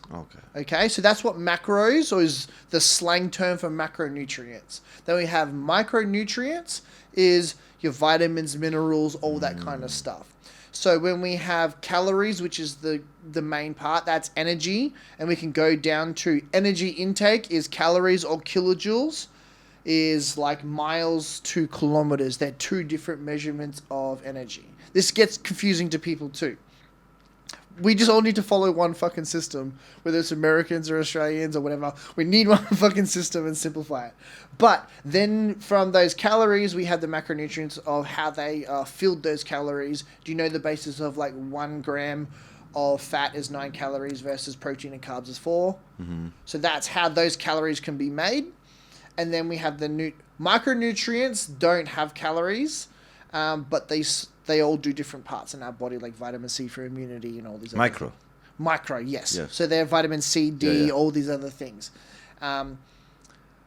The vitamins, because they're the smaller factors, if our macronutrients aren't doing their part, like let's just say if you're super low in your fat intake, but then you take vitamin D, which can help with immunity, but if your overall fat intake is low and your calories are really low and you're in a large deficit, your immune system's still going to be shit. That vitamin C isn't going to do anything. So it should be like, that's why you look at it, the hierarchy, calories, macronutrients, micronutrients. And this goes to the whole thing of then food dyes and aspartame is below that of something to worry about. I don't know if I went into a tangent there. So I explained the whole thing of... So you have any more questions about the macronutrients and calories? Yeah. You got on the page now? Yes, cool. Yeah. Sometimes I end up on side... but many times I'm asking this question because it's like on the school. Many people say, you understand? Yes. And I have no fucking idea, right? Yeah. And they're like, everyone, I know. I know. And they like continue living with this and they have no idea about many things. But did you know, for example... I just discovered this, 1 week ago because I got 3 puppies, stray dogs, and then like the puppies are like they're completely different. Did you know that the mother can have different? The kids they have puppies can have a different father but the same mother. Oh really? Yes. In the same litter. Yes. Oh, I did not know that. Well, there we go. Crazy, huh? Like really, like if I have a mother, right, and have 5 puppies, if the 5 dogs was around, whatever, and they're like, they connect and everything, right? That's why on the street you see the many dogs around, right? With the mother like a period, whatever, and they give a reproduction process, and then yeah, then that's why the puppies can look like one like this, one like this, one like this. So I have three different dogs now, three brothers, and everyone looks totally different. So the three have a different father. The same with cats. I didn't know that at all. Yeah, and funny because I just laugh with my friend about some, some real situation, and we talk about the humans about this one, and like, we're just laughing, and then day after it was happen the story with the dog, right? Mm-hmm. Like, but like crazy, right? Like, Mm-hmm. I think many different animals, but I've no humans, right? It would be funny, right? Yeah. It would be funny. Like black and white, Yeah, we're like, yeah. oh yeah, like. I know I end up getting distracted with the whole thing of flexible dieting. So this was the tangent that we're kind of going from. So flexible dieting is the concept of managing your calories and your macronutrients accordingly. Some people who track their macros, they're like really big on getting 200 grams protein and being like super particular in that. When flexible dieting is kind of tracking your macros, but more in a wider range that's flexible. Because end of the day, your calorie range is what's going to matter, whether you're in a deficit or maintenance or a surplus.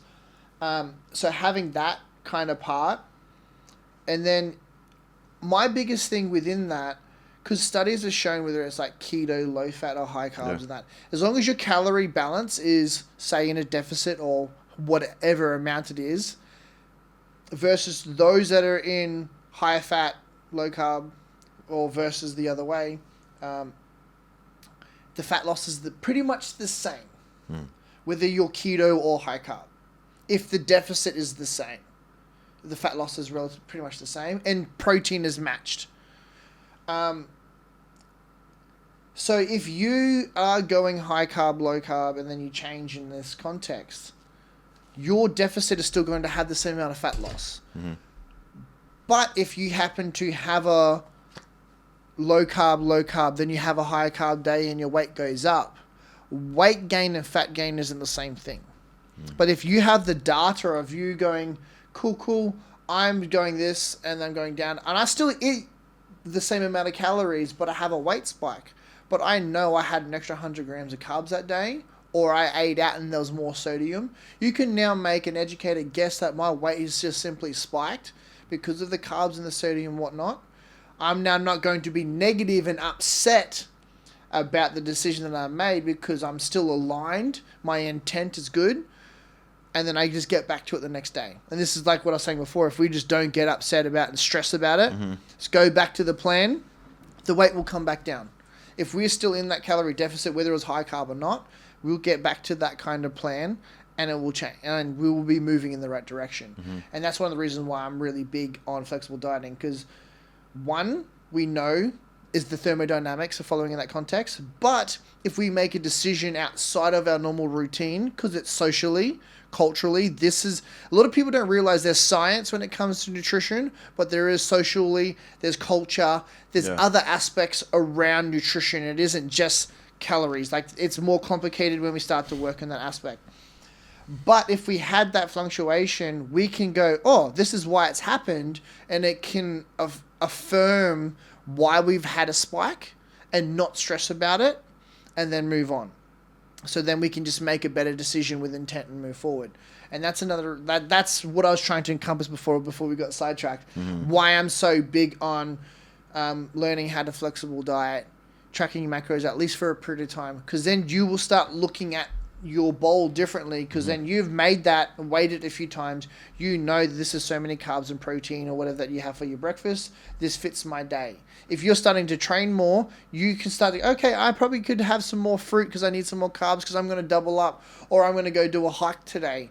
And the math side starts to kind of be more prevalent and take away the stress.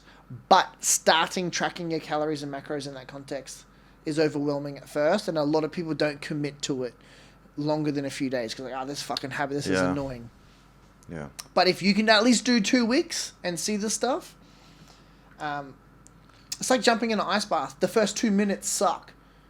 Yeah, later it's easy. After 3 minutes, 4 minutes is not too bad. Yeah. I think it's very similar to like tracking calories and learning. The first 2 weeks is the hardest. Yeah, the you just need to know, like, in around, of course, will be not perfect, always will be different and everything, but it's still like you have general concept idea. And I think it's about everything. Like, you can get like basic information what to do, right? Like whatever business you do, whatever things, like you need to have the 2 weeks. It's good timing, I think. Like learn the basic. Even use the Chat GPT, whatever. I basically use Chat GPT also about counting calories. Just make picture, count calories, just specific. And it's a bit hard, but it can help. Yeah. Yeah. And it's. I've started using it because I went to Chester's the other day. Me trying to find that in MyFitnessPal. There's no way the Korean barbecue special meal thing was in there. In Australia, there's like a lot of fast food chains. You can actually find that meal stuff. Over here, it's very hard. So then I took a photo of it and I had a little conversation with the ChatGPT and kind of worked out some averages from that and then created it in MyFitnessPal. Yeah. I know a normal person isn't going to do that because they don't care too much about it. They just go, that's all right. I'm eating this meal and moving on. But it's obviously we're super interested in it and we'll kind of figure that out and how to calorie count and have an idea of that. Have you used ChatGPT to like write a whole like meal plan for you? No, I just right now, like I said, I'm trying to be like more carnivore diet. But for me in general, it's more about to know the source of the food, and I think the easiest way is the know the farmer, know the place. Even with vegetables, but I know what kind of vegetables and I know what they use, the pesticide and everything. Then it's fine. I'm not like super strict about this one, but I wanna be more strict about the source, and I think it's what like right now because you cannot trust the label anymore. You know, can't like, trust. Yeah. You mentioned about on Lazada with man, the like okay, like they can give to FDA one and what they'll be checking every like on the and even if they check and they'll be like wrong, what they give $1,000 penalty because like. Nothing happened, right? A lot of protein powders, like I remember years ago, they got done for like amino spiking. Like so, even protein powders, they were just like adding like cheap amino acids to bump up the protein amount to fit the label, but it was poor quality. Easy. Yeah, so easy. So it's hard, and this is a big part of mine. Like I think it's good if you are training a lot, dive deeper into the micronutrients and all this information. Good because you want to try get those 1%ers, but if you aren't going to the gym regularly and you aren't kind of managing your diet in some context, don't even bother Googling it. You're wasting your time. A lot of people like to mentally masturbate over that stuff. It's like, you need to know where your calories are at and train consistently. Yeah. And it's not exciting. Like, obviously, when I'm talking about it, it's not exhilarating or hardcore because you want something that entices you or it's romantic and cool. Yeah, the culture, but it's the same what you said about even the food and everything, right? And even you talk about alcohol and everything's the culture, right? And even about the fitness, it's culture, right? And it's the same thing. So for me, even the carnivore diets, it's become culture, right? Like people talk about this one, Joe Rogan, like some fighters and everything. Of course we have a vegan and everything, but it's still like a culture, right? Yes. And we have a Nick Diaz who Nate Diaz, Nick Diaz, they smoke weed and they're like vegans or something like this. We still don't know, if it's 100% true and everything, right? So but at least there's some things what we need to consider, and that's what you mentioned. Like, it's always aspect about food is not everything. It's about why you do it, how you do it, how you feel about this one. If it does destroy your mental things, and I think it's the big factor, like the stress. If you stress about too much, and then you not enjoy even about this one, and you Google checking everything, and you wanna correct someone. That's what I did before. I still somehow trying to correct people or just say, but I don't do it with attention. I don't do it. I don't want to change people anymore. Like, they starting to do it first, like, oh, we need to do it this one, so they come with this one, so then I say something, right? That's there's definitely where I am in the career too. Like, it's not my job to correct them. First of all, you're not paying me money. So if a friend of mine is like, I'm doing this and that, and if I don't agree with it, why am I getting involved with it and displaying all my knowledge and information on it? So that's something I've learnt. Save my energy and time. But two, if that person has gone from no longer eating KFC and drinking beer and they're going to the gym, then that's a big change in the right direction. It doesn't matter if it's fucking right or wrong. Yeah. Like I had a friend in one of our group chats, he's now doing a high rep training program. I'm not a big fan of high rep training and training for 2 hours in the gym. But he's gone from not training that often to now doing this stuff. Yeah. I'm just going to be like, you go, dude. Fuck yeah. Yeah. You're making changes. Yeah. Then from there, he may get bored of it and he wants to optimize it. That's when you can start looking at it. Yeah, you need to allow people make the somehow mistake, but it's like you said, from zero to this one. Yeah. You got to fuck around and find out. and it's always the process like this, you know, wherever you go, you always, you are nobody on the beginning. You are, you know, you do it incorrect, you know, like but it's better do incorrect than do nothing. That's you know? the beauty of the process, especially as a white belt in jiu-jitsu. You suck and you fuck around a lot. You probably get hurt. You get tapped a lot. Yeah. But through that process, you find out. I think jiu-jitsu is life compressed in a faster time frame. Mm-hmm. Like, and you then make those like metaphorically. Like I talk about this, like anxiety and stress. You're getting cross-faced. It's a literal metaphor. Because it sucks and you're under pressure. Yeah. But if you be too spazzy, you probably end up giving your arm and then you get tapped. It takes me 6 months to realize why my fucking fingers hurts. Yeah. 6 months. And I'm like, what the fuck is wrong with my fingers? Like, you know, and I mostly train with the gi, right? Yeah. And then like last week, and it's like, oh, your fingers also hurt? Like, yeah, man. Like, oh my fucking God, from, grabbing, grabbing and everything. And like, oh my Jesus. And I'm thinking like, something wrong. I need to do the peptide. Maybe, you know, I have my blood, you know, like, and this only from this. I didn't see the move. And then you also learn that not every grip battle needs to be a battle. Oh. Sometimes you grab that sleeve and they're really jerking on it. I could even out-muscle you. But do I have to win this grip battle? No, I'm just going to let it go. I'm going to get another grip. I have always, like, people tell me, like, oh, Mario, you're so strong, so strong. And, like, I get it too. Yeah, but it's... I learned the hard way with my fingers too. Sometimes I don't need to win this grip battle of strength. I know. I'm on the process, so I'm on the process, you know. But it's like, you know, people telling me, you know, trying to be, you know, nice, and they give me some, you know, like, you know, good words, and you know, they always want to say that, you know, I'm strong, but I said it's nothing, you know, like it's not what you know, it's not my thing, you know. But in that context too, having a strong grip, there's a skill in that too, like the judokas, like the judo guys. They have, but they also know when to be tight and not. And there's like this tiny skill part too. I am still trying to learn it, but sometimes I'll just let it go because I want to save my fingers and just get a different grip and go.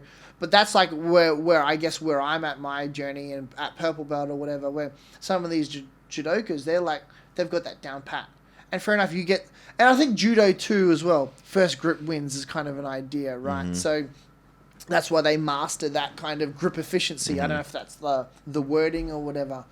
But yeah, it's. I think that's like why jiu-jitsu is so multifaceted and interesting. Some people may not understand how we could sit here and talk about groups for 5 minutes. Yeah. but how you can connect this with life, like, like use this, you know, power on the right time. You don't need to have always tension, right? But for example, like, you know, you have a strength, and then you, for example, use the power, but only for short time, right? And, you know, so you manage your also energy, right? Yeah. So the same, like, you manage your stress, right? Like, and you know, if you want to, like, push yourself, motivate and everything, use on the right time, because if you do it for a whole day, then you'll be exhausted, you know. That's like a, you know, like, it's even on the fight. Fight is amazing about managing energy, right? Like, you know, I have a friend who basically have a great fight of the UFC. He won the fight. He was fight of the night. Mateusz Rembecki. I don't know if you remember. Did you watch the fight? Was the I think was the Alex Pereira was the with just recently. With the Rotary, I think, and it was anyway. So, you know, and my Polish guy, like, he was like all in, right? Even if he was black belt, like, he was all in with the, you know, stand game, and then like try and like put 100% energy on the first round, right? And if it didn't work, like, next round will be very hard, and it's Yes. happened, and he was beaten like crazy, and but the next, fight he also go all in. Yeah. The fight he won, right? So we give him confidence, like no, maybe my strategy it's not that wrong if I won. So it also can be both sides, can be blind you because you won, right? But at the same time, if it's you won like on a really big advantage or because of the luck. It's like the Whitaker fight he just had against Kazmat. Yeah. Kazmat. I felt he was weathering that storm. If he got through the first round, he might have been tired, then Whitaker might have come through. We'll never know what the real answer, But that's what makes MMA so beautiful. There is multiple scenarios that could play out in different degrees in that context. First round burning out, if they can survive or not. Yeah. A lot of people don't understand that as well, and I think a lot of people, we'll say general population, think just UFC fighters are stupid. Because they're fighters, they just donk on the head, donk, donk, donk. Yeah. And it's the what makes things like this is the comments section, which you have 90% people, right? Like first they don't know what they're talking about, right? And even deeper conversation about people mindset, fighters mindset, and everything. It's what I'm more interested about this one, and like even see Conor McGregor, like. And his agenda, his lifestyle, and everything. Like he even said about this one, right? And it makes him, be on the position like this. Yes, you'll be, exposed on the very difficult part in your life with this money, with this fame, with this, adrenaline effect when you have on the fight, when you don't need to fight, like. They don't need to fight anymore, right? Yeah. It's not he said it earlier in his career as well, and sadly he's like kind of become what. Yeah, but he still keep going with the like I will fight or not and everything, because it's how you get still the money, right? The same John Jones. John Jones would great outside the octagon, do seminars and everything. He earned very good money from the presentation, product, placements and everything. Great money. But the time when they still talk about him every few months about something, right? Like a few Twitter and everything. That's why he still get million more. Every month he can get million just from one tweet when there's still someone talk back to him and everything, because they see this make the loop for the views, for the everything. That's what people don't see. And like who be fighting for even fucking get hurt and everything if you have the kind of money? Nobody. Like it's legacy and everything. Don't need.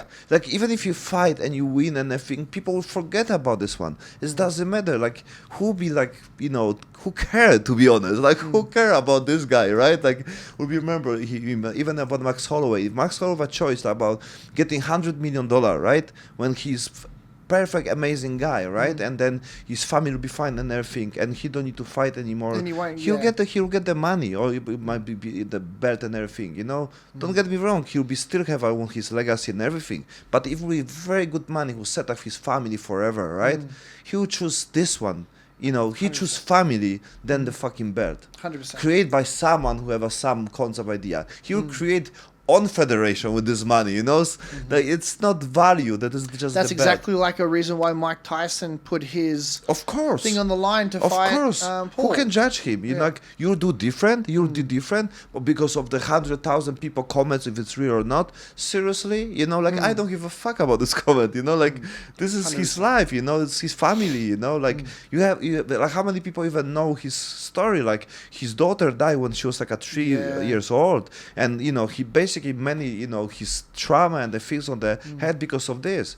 People don't know him, like, and he must care about. Very interesting character. Yeah. I used to think he was wild, but then like later through the years they done more on him. I'm like, he's a very interesting character. But look, he monetized his active time right now. Can I pause you for a second? Yeah, sure.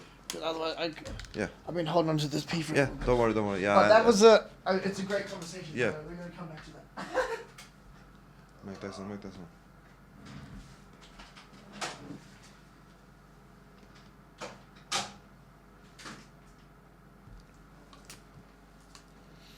Alrighty, back to Mike, hey? Back to Mike. Back to Mike. Double entendre.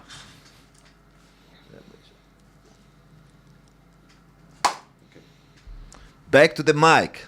Yeah, so we talk about the Mike Tyson, about his story, and I think it's the big things. Like, he worked on his legacy, of course, on that when it was fight.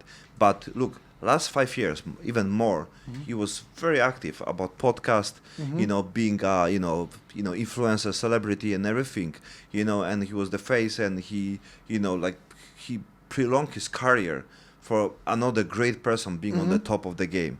So I think the fight, it was just the like the cake, like how you call this, the cherry on the cake. Yeah, the right? icing on the cake. Yeah, so he monetized his being constantly active on his podcast, on his, being up, many fights, going here, talk with the people and everything, being guest, be really, really person who's active, and he's, like, basically his podcast is amazing, very deep. He always shared the crazy stuff. I remember some podcasts even on the Logan Paul. He take mushroom, this all it, like amazing. So I think the fight and the deal what he got, it was just like the like I said, monetization of the last 5 years when he worked hard. I can say he worked hard, so he deserved for this. Doesn't matter how, what, and everything. We know, like, people who know, they know exhibition, right? Yeah. Like, come on, we have a Floyd Mayweather. Now who fighting on the Garcia also fight with some Japanese. Also guy.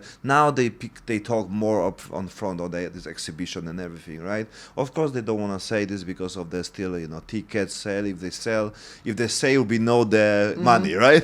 Yeah. So you play the game, but it's a show business, It's a show business. We know of many fights, like, it's, how it works. We have a, even if you take the, like, football leagues, right? It's money play. If you have a money, there's investment. You buy players, you buy your chance to win, right? So somehow you still play the game of the being, show business.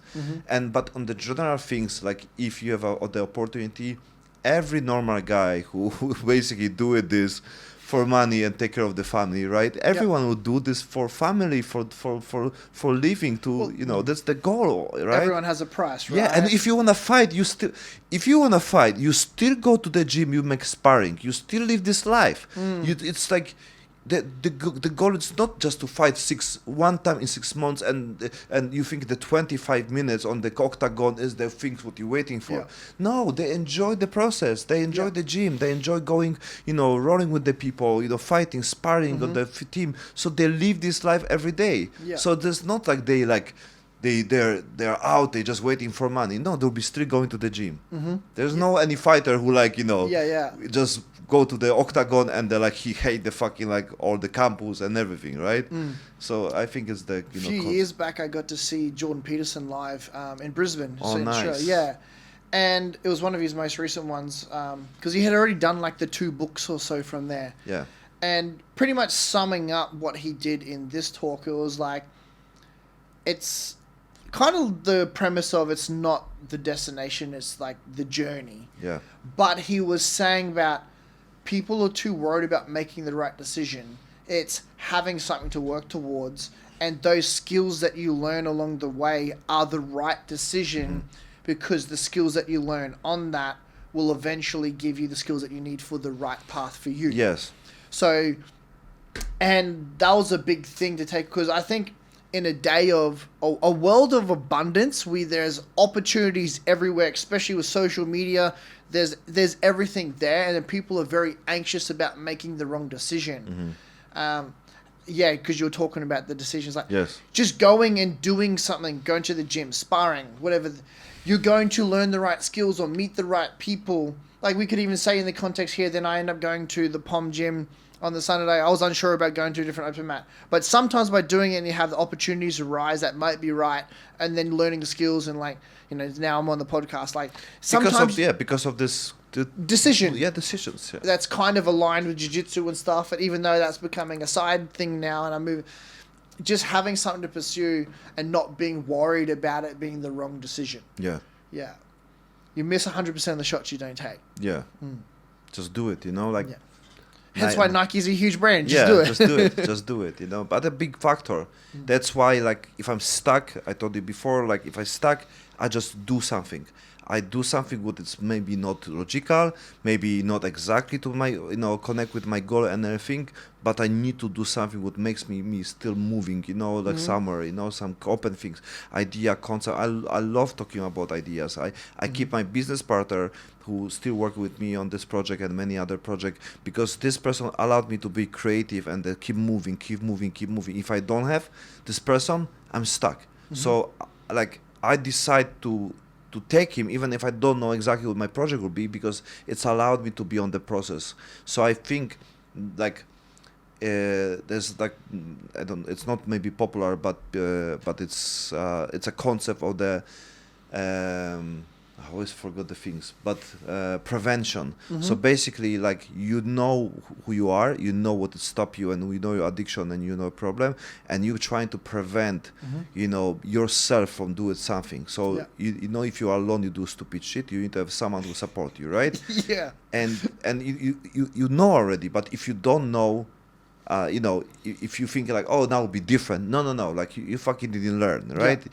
You asshole. You need to find something or go somewhere whenever people around, so be not do stupid things. Yeah. That's how you can learn. But in other case, like, people have the relationship and they're like, they don't talk. Like, I have an amazing guest last time, Raymond, who was writing book about the relationship as a partnership.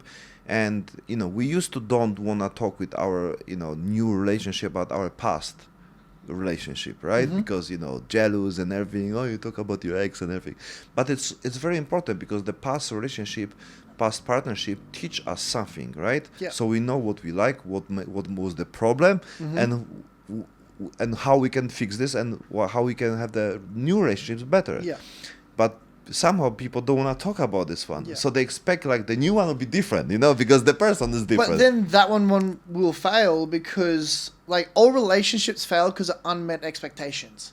If they don't talk about what went wrong in their previous relationship, obviously you don't want to talk about it for hours, because there's a point of, like, dwelling or soaking in the BS or whatever you want to call it. But you need to set an expectation with what you want. Yeah. Yeah. And that's relationships in general. I'm really big on that. Like, this is a new thing.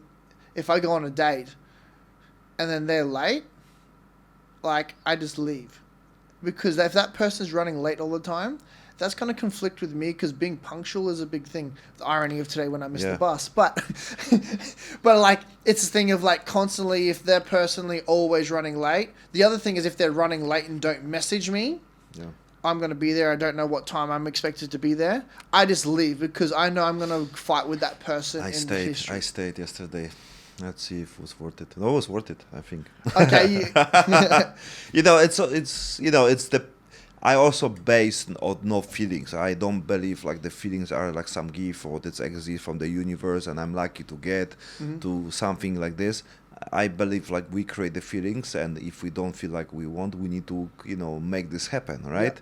Yeah. And I think make you, more, you are the more in control, and I think you also can do something about this one, because if you think like, oh, it's not up to me, it's my character, right? It's not up to me, it's, it's I cannot do nothing about this one. It's like, like even today my sister, like, oh, I need to eat breakfast, because if not, I've my headache and everything. And it's like it's not connect with your, like, really physical things, like it can be some parasites, it can be some some bacteria what you have, it can be like you're already like addictive of maybe some sugar and everything when you cannot handle many different things.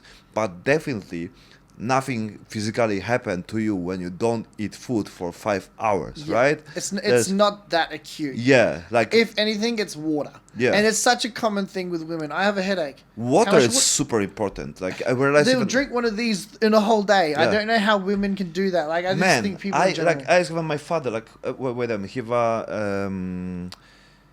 how you call this, the from when you want to pee more, or like how you call this, the, like, if you want to pee more and it hurts when you pee.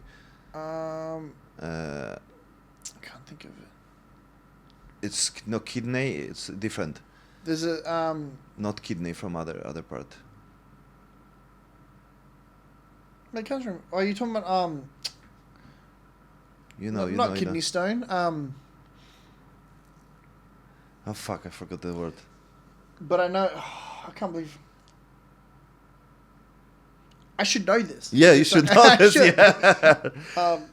I forgot the. Is it gold? No, not a gallstone. No. No. Because I'm just clutching at straws now. Yeah, but anyway, you know, if you ask ChatGPT on anybody, like, you just drink more to clean the bacteria, right?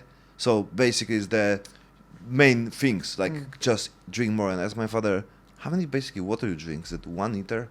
It's like 1 liter a day. So.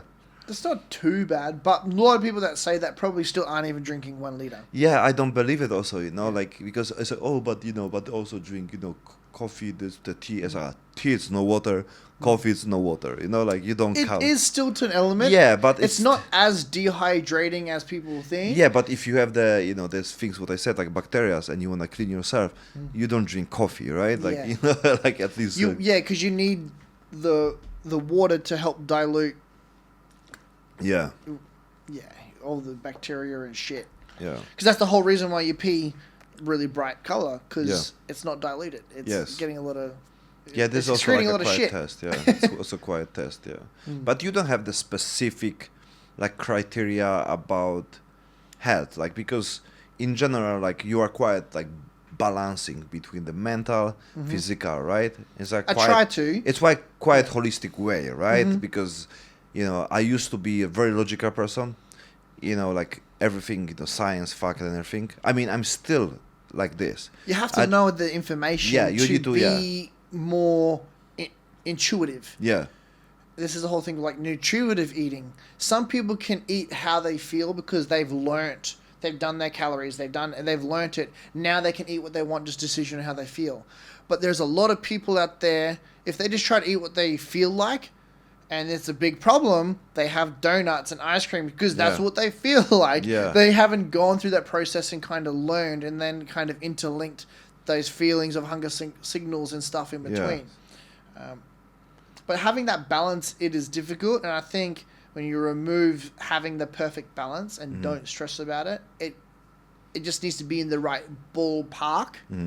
You're going to be fine.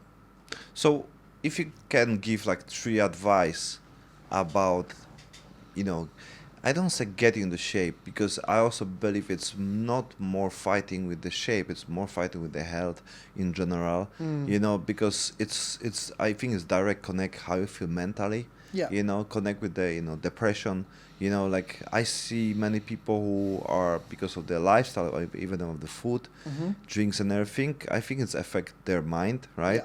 And I don't think it's the main thing, but I think it's it can be the fastest way when they can do something about this one, you know, because you can, you know, go to some therapy. But if we could simplify it to 3 steps: daily movement, whether it's walk, you're doing something physical. It can be the degree of how hard it is, whether it's moderate, it's just walking, and that's your fitness level, cool. But doing something with intent for daily movement to help you feel better.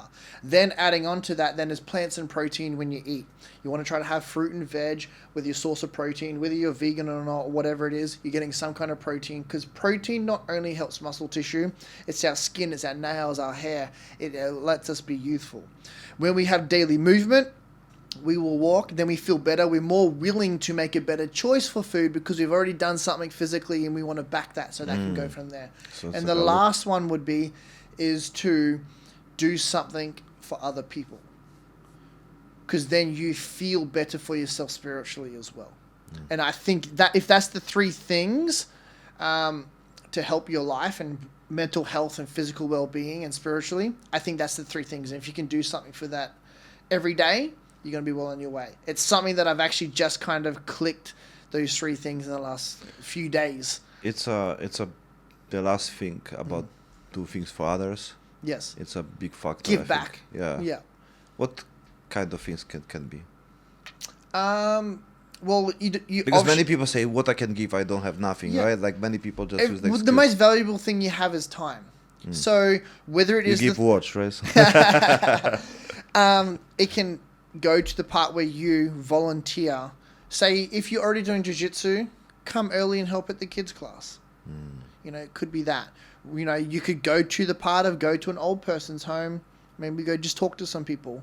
Or it could simply be message a few people, your friends, how are you? Are you okay? Mm. Call an old friend you haven't spoken to a little while, you know.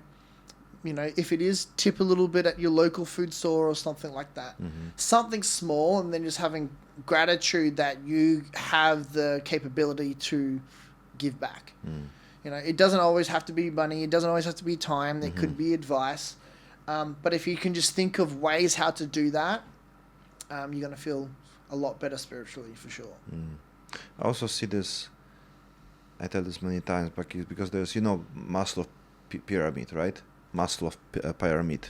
Yes. It's about pyramid of the needs, right? Mm-hmm. So in the general, people know about the, you know, basic needs like a food, you know, home, you know, the community and everything, Mm-hmm. right? And most of the time, it's on the top. It's you know, self realization, right? Mm-hmm. Like, you know, finding yourself, finding your, you know, goal, mission, vision, and everything. But there's, I don't know, but I found other version of this, and it's above this one. It's the helping with the self realization to others, Yeah, like okay. helping others to Mhm. find their own happiness and everything. And I see this like basically fucking real as fuck, because Mhm. if you already, you know, get to some point, you wanna do for others, right? And I think it's happened many times. Like people wanna share, people wanna give, people, and somehow this also can be the main thing what they really want.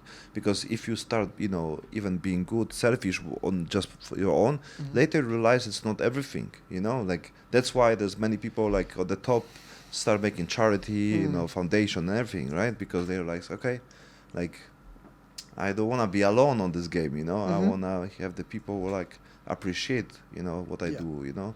Well, that's the hard thing, though, because you want people to appreciate what you're doing. But I think the real crux of giving back or doing something is that you give without expecting anything back. And that is appreciating it or not. Yeah. And that is hard. Because sometimes you do something and they don't appreciate it, then you feel like it's worthless. But you still get things from the life. Things, Yes. you know, like I Yes, I 100%. appreciate, like I don't expect from these people to give me something back or like, you know, to appreciate my good heart or whatever. But I know already the life give me back 100 times. With karma. So like and stuff, for sure. I even for purpose, like I give, I help, but I know it will be good for me, right? I know, like even if I say, because people say don't say, you don't give with the expectation and everything, like even if you expect, but you don't expect from this person, you just expect from the universe, and the Yes. universe give you back if you believe it or not believe it. It will give you back. But that's then not expectation, that's a faith. That it will Yeah, come it in, can you be. know, It can be because it's happened so many times. Yeah.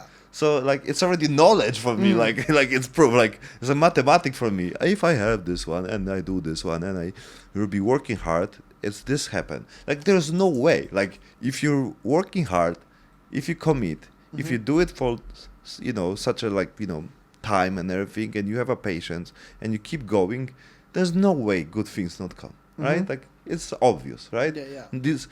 When someone tell me like it's not working, like it means you don't try it enough. And mostly when I ask people like, so how many people you contact?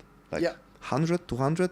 And like, no, just 5. And like 5, bro. Like I contact 1,000 Yeah. to get 1. I tell you to do it 100, right? Yeah. Which will be still, you know, fucking amazing because you'll be on the process, right? Yeah. Even making the podcast, man, 90% people don't do it more than 21. Because they don't have the consistency, they give up, they, you know, overcomplicate things, you know, they try and they get, you know, too much growth. Even right now, I still don't have the specific way, my plan, because my goal is just to do it. Yeah. And I think the Gary Vee said this, like, you cannot put the label on you because you become what you do, not opposite. You Yeah. cannot just say before you start workout, say I'm the personal trainer, when you don't help anybody, when you don't do nothing, when you don't start even, you know, learning and everything, right? Yeah. So you become this when you do it this one, and then when people call you whatever, right? Yeah. So that's like in that kind of vision. That's what is it PNL mindset or whatever? There's a way of like thing. They call it be, do, have. and that's the idea. So you set the vision of who that person is. Atomic Habits, I can't remember his name right now. Tyler someone, I think it is, as well. I love the Atomic Habits book too, but he talks about if you set the vision of, if it's you being a writer, you're not going to just write a book tomorrow. But what does a writer do? They write one paragraph. And you just got to do that every day. And then you continually do that. So that whole be, do, have is like that person is having that of being a writer. They do that. And you then be that by doing it repetitively. Yeah. Yeah. So if you then bring it down to small tasks and do those small tasks repetitively, you create yourself to be that person in that context. And that kind of idea of thinking can get you to be motivated to do the small pointless things, because they aren't pointless. They accumulate and compound over time. It's special about coaching and personal training. It's similar game. It's communication, and I think even Joe Rogan said this with this one. Cat Williams on the podcast, he said, like, longer you do, it's easier than it looks. So people think you don't put so much effort because you already get so much experience. So it looks easy from outside, right? Like for me, it's like I go on the flow, right? But I learn on the process as well, right? I become better with the preparation. You see, I put my, your screenshot from your Instagram to ChatGPT. So yeah. Well, that's great. It's basically great. I love to use ChatGPT because it's I go really deep with ChatGPT. Yeah, like, I do too. Yeah. Man, I was like, connect things with AI. Yeah. What do you think about technology in general? Like, are you worried? Are you think it's more connect with the, like, in a short way? Like, I think it's AI already are smarter than humans, and I believe they will be able to take the control on the way, like, will be able to have a feelings, emotion, and be basically conscious. That's my eventually there'll be some type of that. Currently what we have, it is just what we've programmed and taught it to be, and then it can access the internet, everything that's been put out there. And but ChatGPT, the previous version, make the ChatGPT what it exists now. Yes. So basically it's updating by itself. Yes. So 100%. And it's going to get to a point. And then that also then opens up the whole thing of, are we simulated reality or not? I'm not going to stress about that or not. If it is, it is. It's not going to affect me. But in relation to health, again, it just backs the idea of abundance of information that we can have. It still comes down to doing shit. And that's what still is a current problem, hence why we have such an obesity problem, because people still don't do shit. Technology in general, as it becomes more efficient in daily lives, like even in general, like when we're cooking, like now we got very efficient slices and chopping and stuff. So like even cooking is very lazy. That's not even talking about Uber Eats or over here ordering on Grab and stuff like that. So I think because our daily life stuff gets easier, I think people need to have more buy-in to fitness sports, because that's going to become a larger chunk of our daily expenditure, or walking, traveling. But now the whole thing of like traveling is like, I know a lot of people will just get a scooter wherever, especially over here. Like I'll walk 1.5 kilometers just because I know I should walk more. Yeah. Especially working on the computer from home a lot. Like I need to do that. I'm no longer on the gym floor where I would have 10,000 steps by 10 a.m. because I've been on the gym floor around with people. So I don't think personal training and fitness and stuff is going to be shoved out. Some people think it's no longer going to be a thing. But I do think, especially with things like enhanced games coming out, with...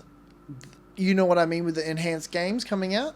You mean like a Neuralink or what? No, so the enhanced games, I think it might be next year. It's like the Olympic Games, but they're allowing them to dope. Okay. Yeah, so now they're going to have this physiological enhancement, and then we're going to have the side now where it is like Neuralink, where people may have that, where now it's literally like AI in our brain with physiological enhancement. It's going to be fucking wild. Yeah, like cyborgs. Literally cyborgs. Like, we kind of already are now with our phones. Yeah. It's not like people still. It blows my mind that people don't know that Neuralink is a thing. It has been implanted and is successful on a human. Yeah, and it's crazy because, like, first of all, Neuralink can control our body, right? And so it's a whole yeah, but it's crazy because what it's control, like like our eyes not see. You can basically plug things to your brain, which is responsible for vision, and you can put anything and it'll be like the same like reality, right? You can get even vision from other person and you think is the reality or whatever you want to install. And this other way, you can basically have a AI on the human body.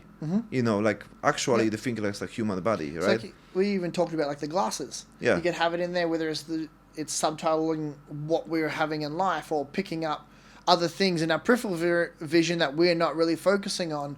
Like, that's not even a cyborg thing, but like technology with AI plug-in stuff is here.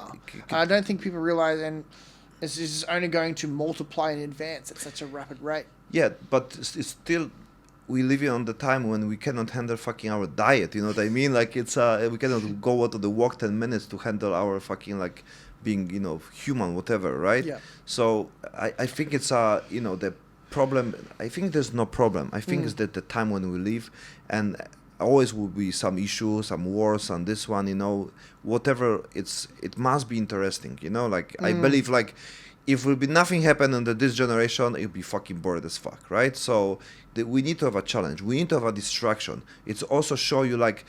Most important right now is to creating your own vibe community and the people you want to surround, because it doesn't matter who's fucking president of the US, I even don't know for years who's Biden, and I don't fucking sleep better or worse, better or worse because I know who's the president of the US. I don't give a fuck who's this, and it's not even like give me nothing in my life, and then like I think it's the most important, like create your own community, the people you love, people you want to surround, be better, be yourself, control emotion and everything, and then you can live your life on the many different levels. And at the same time, financial things, of course, it will help you if you also play the game when you start doing things what you really enjoy to do.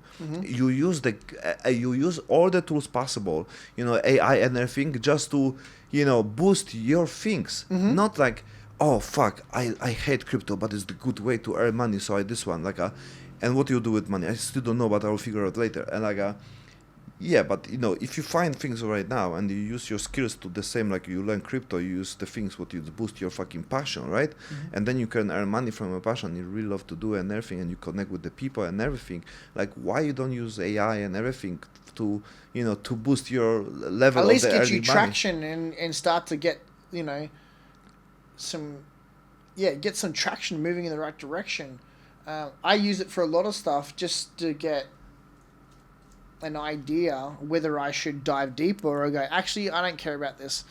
Done. Because I asked it a few questions, I got a better, and it's faster than just Googling and going through a bunch of bullshit. And we even talked about Google, how they got the paid ads and stuff all through there and priority stuff too.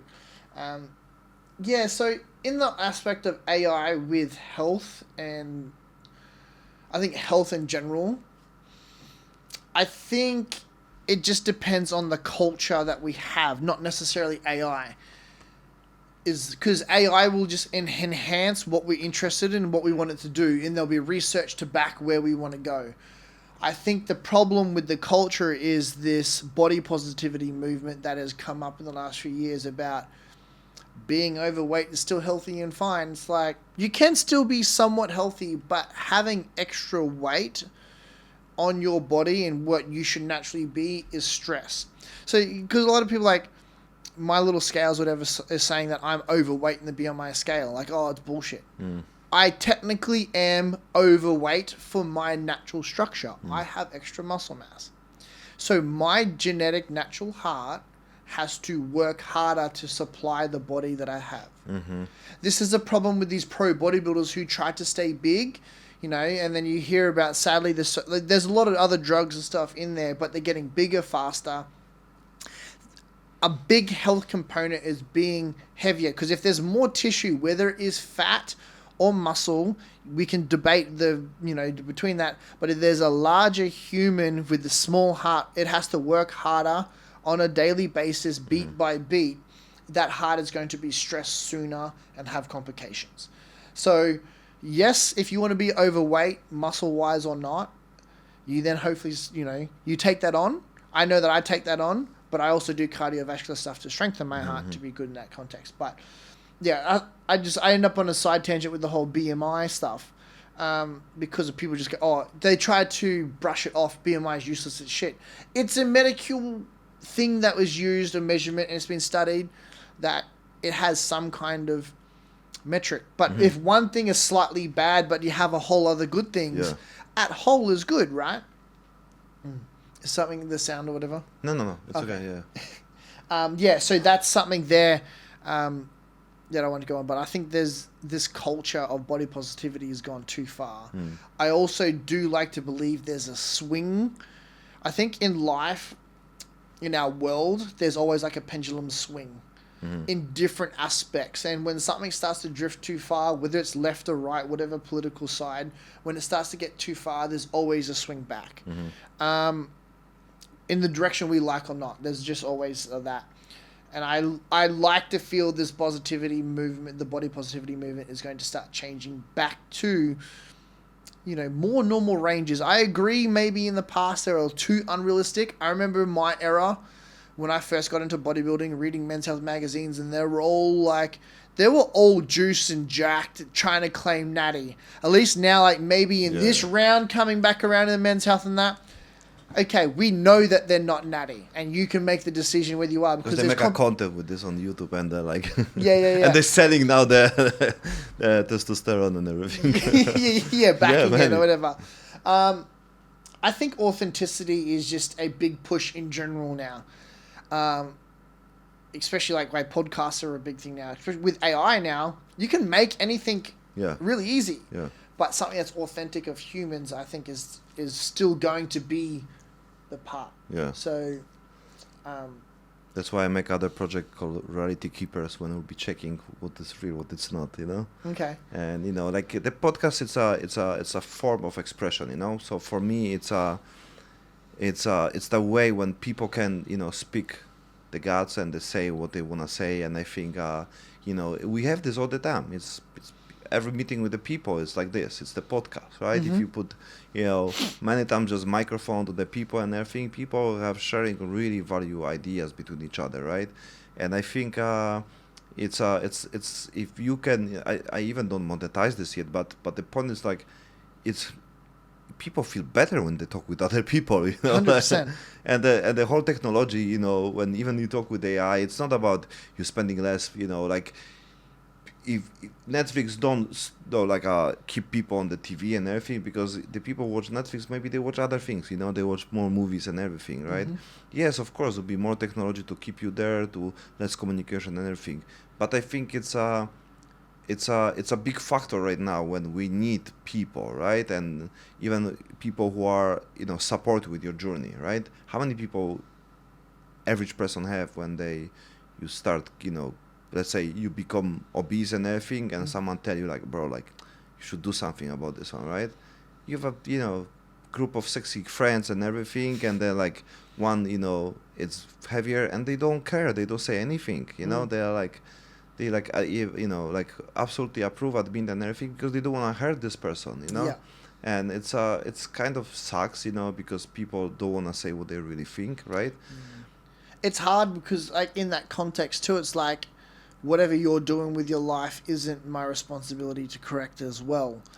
Yeah, but if you don't want to hurt anybody, you make the quiet circle of the people who you are the true to each other, and sometimes these people are not aware maybe about her problem, maybe connect something deeper, maybe that's why she gain extra weight, because something happened in her life, maybe bad relationship, but she have never people to talk about this one, because nobody was even talk real to her. And then we realize when someone asshole says things like a joke, and they become the the messenger, the good person, Yeah. you know. But we demonize, this kind of people, Yeah, it's hard, isn't it? Yeah. It's obviously how the message is delivered, but then it's also like timing. It's really tricky because I have an old friend I was doing some boxing with when I was back in Australia, just like fitness boxing stuff, Yeah. because he had some weight loss surgery because he ended up getting to 170 kilos. Oh. He was a big boy, about 5'10", 5'11", I think. Mm. And then he's now down to about 105 kilos. And I've been a friend of his for a long time. And when he was heavy, he's like, I know that you kind of prompted me to do a few things and try to get me to the gym. And a few times you kind of pissed me off because you pushed me. But he didn't do it over the top. Mm. He now looks back at it. He's just like, I wish my friends said more when I was getting bigger. But I also, at the same time, like my friends, they didn't make me feel super uncomfortable. And he's like, but that conundrum in the scenario is a bad scenario. Yeah. It come to me getting to a point where he was like, so it was like, I thought it was really interesting for him to say that. But he does wish out of all of it that people had kind of pushed him earlier. Yeah. But we don't know what will be, right? Or we don't know the There's never the alternative perfect answer, ratio, right? right? Yeah. And some people have own problems, and they afraid they lose this person. Maybe they don't want to lose the friend and everything. So everyone have your own version of the reality inside. You think the person who was fat was to have a problem, but maybe the people who who are slim have more problems in life, Yes. more depression, right? Well, that's true too. Because someone is skinny and looks fit doesn't Yeah. mean they're necessarily Yeah. healthy. Because they Yeah. could be on cocaine all the time, and then they're under eating and they don't eat enough. They Yeah. could be like. So this is why I try to Yeah, being crackhead is okay, but being fat, your life will be depressed. Bro, take cocaine, some crack, you'll be fine. Yeah, you look good. You look good, man. What you complain? You look at me. I have a problem. I cannot fit to the car. You can fit everywhere. Yeah. So that's exactly why health is balance. You can't give it a direct answer. Yeah, it's tricky. It's tricky, but I think it's always the way, right? And it's always the way. There's worth to try it. There's always way, and I think even us, when we want to make more research, we can become better with this. Mm-hmm. Now we know before it was harder to get the information. Now we have a faster information. Now we can see what is really effective. We can be proof for other people, look at me, because it's mostly, this is important. Before I was like a teacher, Mm-hmm. coach, but I was, I have knowledge from books and from, from workshops, for fucking multi-level, the network marketing, from the NLP, psychology and Mm-hmm. everything, all the books, all the events and everything. I was addicted for every possible event, if it's term of the, personal growth. Mm-hmm. But I have no experience in my life, right? Yeah. I did nothing. So my last, around 7 years, I will go all in with the action. Do it, Yes. do it. And then, everything changed. Because Mm-hmm. now I don't speak from the book. I remember the book was foundation. It was good time in my life. Yeah. I don't regret this. But the time when I make the action, then all the things what I learn and I put to the action, and even make by my, my own way and everything, against to any other rules what I read, what I know about the business, then become mine, and then I have my own story. Yeah. And that's how I build my confidence, and that's how I'm able to help other people, because I know. Everyone have our own journey, you have a perfect example, even if someone do something and it's fucking the worst way to do it, but if someone do it that instead of fucking sitting and be drunk, It's whatever. better than nothing, and they're moving in the right direction. We should support these people, and then don't even fucking correct these people, And it comes down to the intent of why they're doing it. They're going to the gym to lose weight. Doesn't matter if they're fucking doing yoga, Pilates, or whatever. Their intent is to be better. Yeah. Right? So, that's my thing. If you're just doing something with the right intent for good for yourself or other people, it doesn't matter how it's necessarily nailed. Yeah. There's obviously outliers of that stuff. But if you have the good intent, good heart with doing it to progress, you're going to be in the right direction, and then you will eventually will fine tune it later. Yes, you're building the discipline. You're building confidence. You're building self. Oh, I can do it every day. Oh, I can do it again. So you in a biological level, you build neurons. You build memory. You build muscle memory. You connect things, and you really build the confidence. Like, I have confidence because of the hours of work. Yeah. Like someone tell me like if I'm good or not, about money or not, about some whatever like achievement and everything. Like I know what I done, and like I don't need anybody to tell me like, because nobody stay with me, and if you know what you done, there's like you are like bulletproof, you know. And it's really helpful in life, to be honest. It's the work ethic. It's really like it's easier to show on the gym, right? Because you have some visible effect. But if it's time of the work, like it's harder, but right? If you know, like you know. Nobody can say. I mean, people say, but it's not affect you anymore because you know. Well, it just comes down to what is. I'm trying to think of the right word now. I've gone blank on it. Like, what is like competence in it, or being good for that self-confidence? Because for some people, going to the gym who was 170 now 105, that's competence. They've done well. Now they're self-confident in themselves. It could be earning with business, earning $1 million. It could be just having enough. Personally, myself, I don't want to be super wealthy. I like to help people change their lives, and I can now train jiu-jitsu and do things that I enjoy and have the freedom to do. Okay, cool, you message me, cool, I'm going to come and do this podcast. I can shuffle things around and have the freedom to take it up an opportunity. That in myself, like, that's wealthy to me. So it's I guess the value is in the beholder, right? And that, that's what I was just trying to get at, is like how you view it, and then set that as a standard.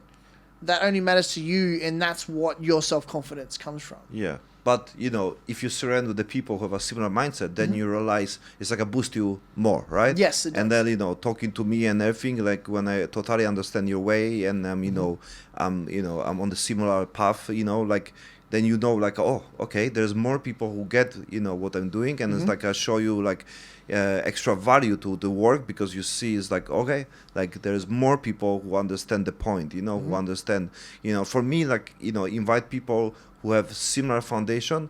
It's most important than getting people who have millions, followers, but they are assholes, like I will never sit with someone who can bring me like fucking fame or something. Depends, because I'm always open of the possibilities, how I use this, but I want to be open, talk about why I do something. So like even though the Mike Tyson said about the his opportunity to get the money, right? He said about this one, and so it's fair, but like it's a game when I know I need to have people around me who support my journey with my my health, my my business. Like doing this alone, it's impossible.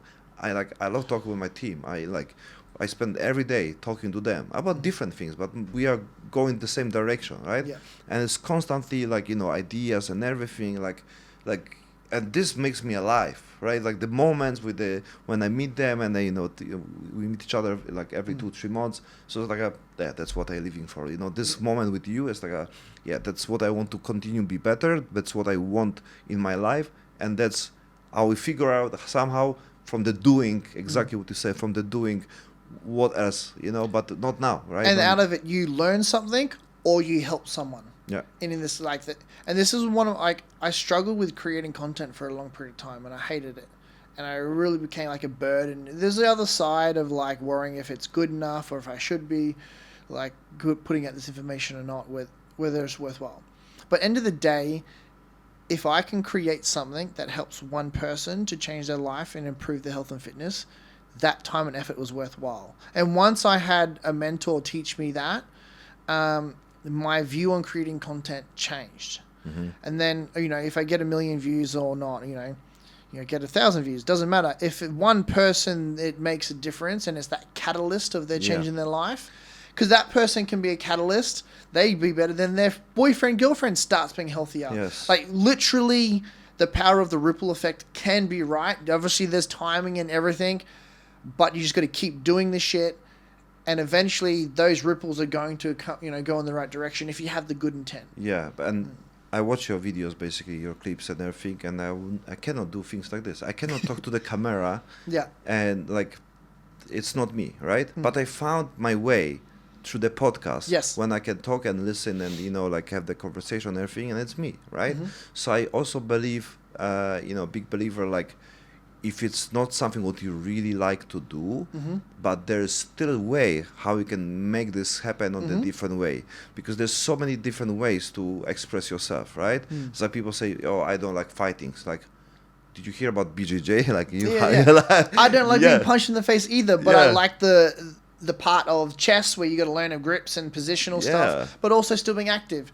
BJJ is perfect because I don't have to get punched in the face, but I still got these other elements of fighting. And it still can even, make some part of this one. For example, like, but I'm afraid someone choked me, I'm afraid this one. Yeah, so play the game, find the people. When you don't do it, this one. When you say, we don't choke, okay, we don't do armbar, okay, we just do this one. Can.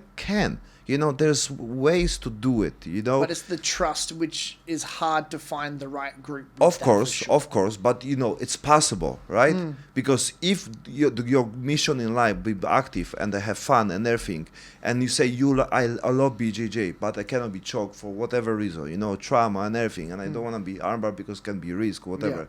Because I'm the doctor, for example, right? Like a Doctor Strange, right? And so you can find a way, right? Because many people like, oh no, there's nothing like this, and like, do you try it? Like in my case, like there's no morning class. I don't want to go Pattaya. There's they will kill me, So Bangkok, like quite too far. I mean, I want to go more often here and here, but mostly I wanna, and I know if I put the message outside, who wanna come on the morning, like open mat, someone can teach whatever, like exchange the knowledge idea, like we can maybe find some founds, whatever. Like if I spread the message, and I will be do it, every day and everything, for sure around 20 kilometers will be few people who like, man, I was waiting for this, and like, thank you for this message. Like for sure, it's all about to try and do it and testing, right? And it's funny because even close to my place, there's taekwondo. Like around 20 kilometers, there's like nothing, like no gym, nothing, right? Like 15, 20 kilometers, and like 500 meters from me, it's like taekwondo, aikido. Yeah, okay. And they have a mat also, right? But I need to check also what kind of mat they have, Yeah. But even like how possible, right? It's a house on the jungle, and later the taekwondo, right? Yeah. But maybe I'll go and I start doing taekwondo. I have also problem with my hips, like my movement and everything. But what's the best way to improve? The hips movement, like taekwondo looks like the best way, right? I mean, if you give the instructor, master, this is what I need to work with, it could be a great skill. Like, because I'm actually a black belt in taekwondo. I did it as a kid. Wow. I got my black belt when I was 9, and then when I was like, I think it was 13, I got my first dan. But I stopped training taekwondo. But I know there's a lot of great coordination and flexibility skills from it. As a martial art or practical martial art, very limited. But there are some really good elements from that that can carry over to Muay Thai and stuff like that. Like even, what's his name? I forgot. He's got, Machida was a good karate guy who did well. I just like, if you can hone any skills at a high level, there's a carryover, but just different skills can carry over. Yeah. Flexibility, coordination. So if it's convenient for you, and you can be consistent with it, and it's some type of skill, fucking do it. This kid, so I can, I don't need to, like... If it's there, I just do it. And then if you do it for a little bit and it sucks, cool. At least you tried, I would try it, good idea, good concept. Yeah. And I think people should try two things, like go try it again, go here, and finding the way of the, workout and the diet, you need to try things. Because sometimes you can change restaurant, and you can start eating different, Sometimes you go some routine because you always go there, Like you need to try things, Like someone, I think I posted some girl say on the, like, of course on the internet, like something what you, she said, if you don't change, you choose. Yeah. Right? Like if you don't do nothing with something, it means you choose this. Yes. Right? Yeah. There's another thing like that, like silence is just as loud. Yeah. Yeah, it's sometimes not making a decision to do something is also a decision. Yeah, it's you Yeah. choose this. If you don't do nothing with this, it means you choose this. Yeah. That's how I will learn how to make things, to do things. But in general, like make, you know, what you think, just do it, right? And it's all about just the action. Like, you know, you have something to work now. Just do it right now. And you know, whatever. And it makes you, and because first of all, it's not different than you know, avoid this, or you are, you know, put this on the next day and everything, because it will be never better time, to be honest, right? So you just need to just do the things. Yeah. And you'll be on the mood when you just do it. And also it's connect with the responsibility to call someone, you know, to do it, this one, to pay something, this one, just do it as fast as possible, you know? So you'll be on the action mode and you learn a lot of things about yourself. Especially if it only takes like 2 minutes. Yeah. That's a big But thing. most of the things take like 2 minutes. Yeah. And a lot of the things like we procrastinate on, we start to build up that it's going to take more effort and time.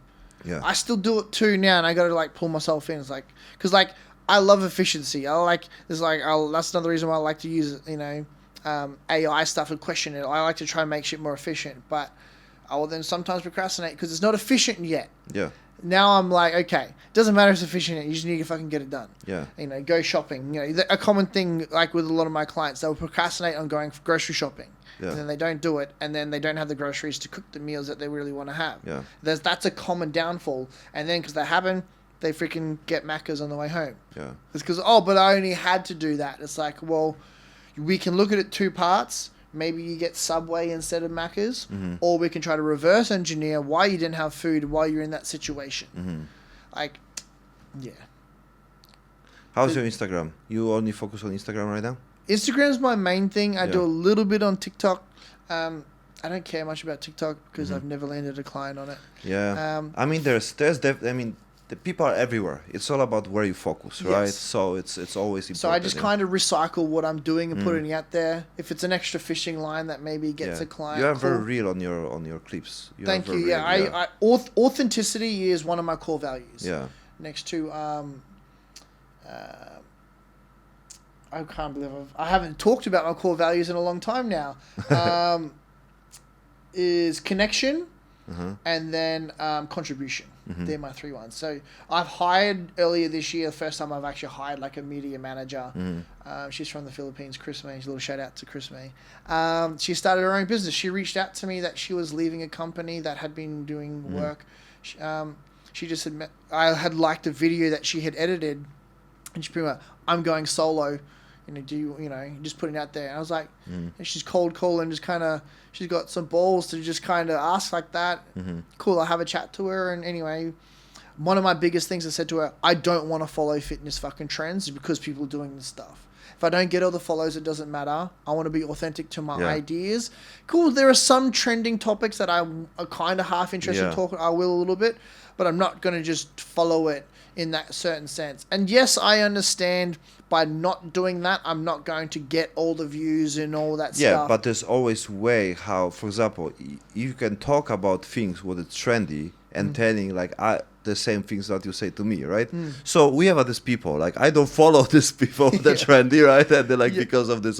Yeah. Like there's always the concept what you make. Like if it's podcast, if it's like a Q&A, if it's something like, you know, someone send you or like she can send you like the trendy things and like, oh, you have a question. Basically it's not a question from my clients, from my, you know, my manager. So you know, like be real. You can be real with your, you know, preparation and like fake it but still be real. Yes. Right? Like there's way, right? And I also realized this, okay, like I know like I have a many concept what I want to do, how I want to do. I want to do also streaming, right?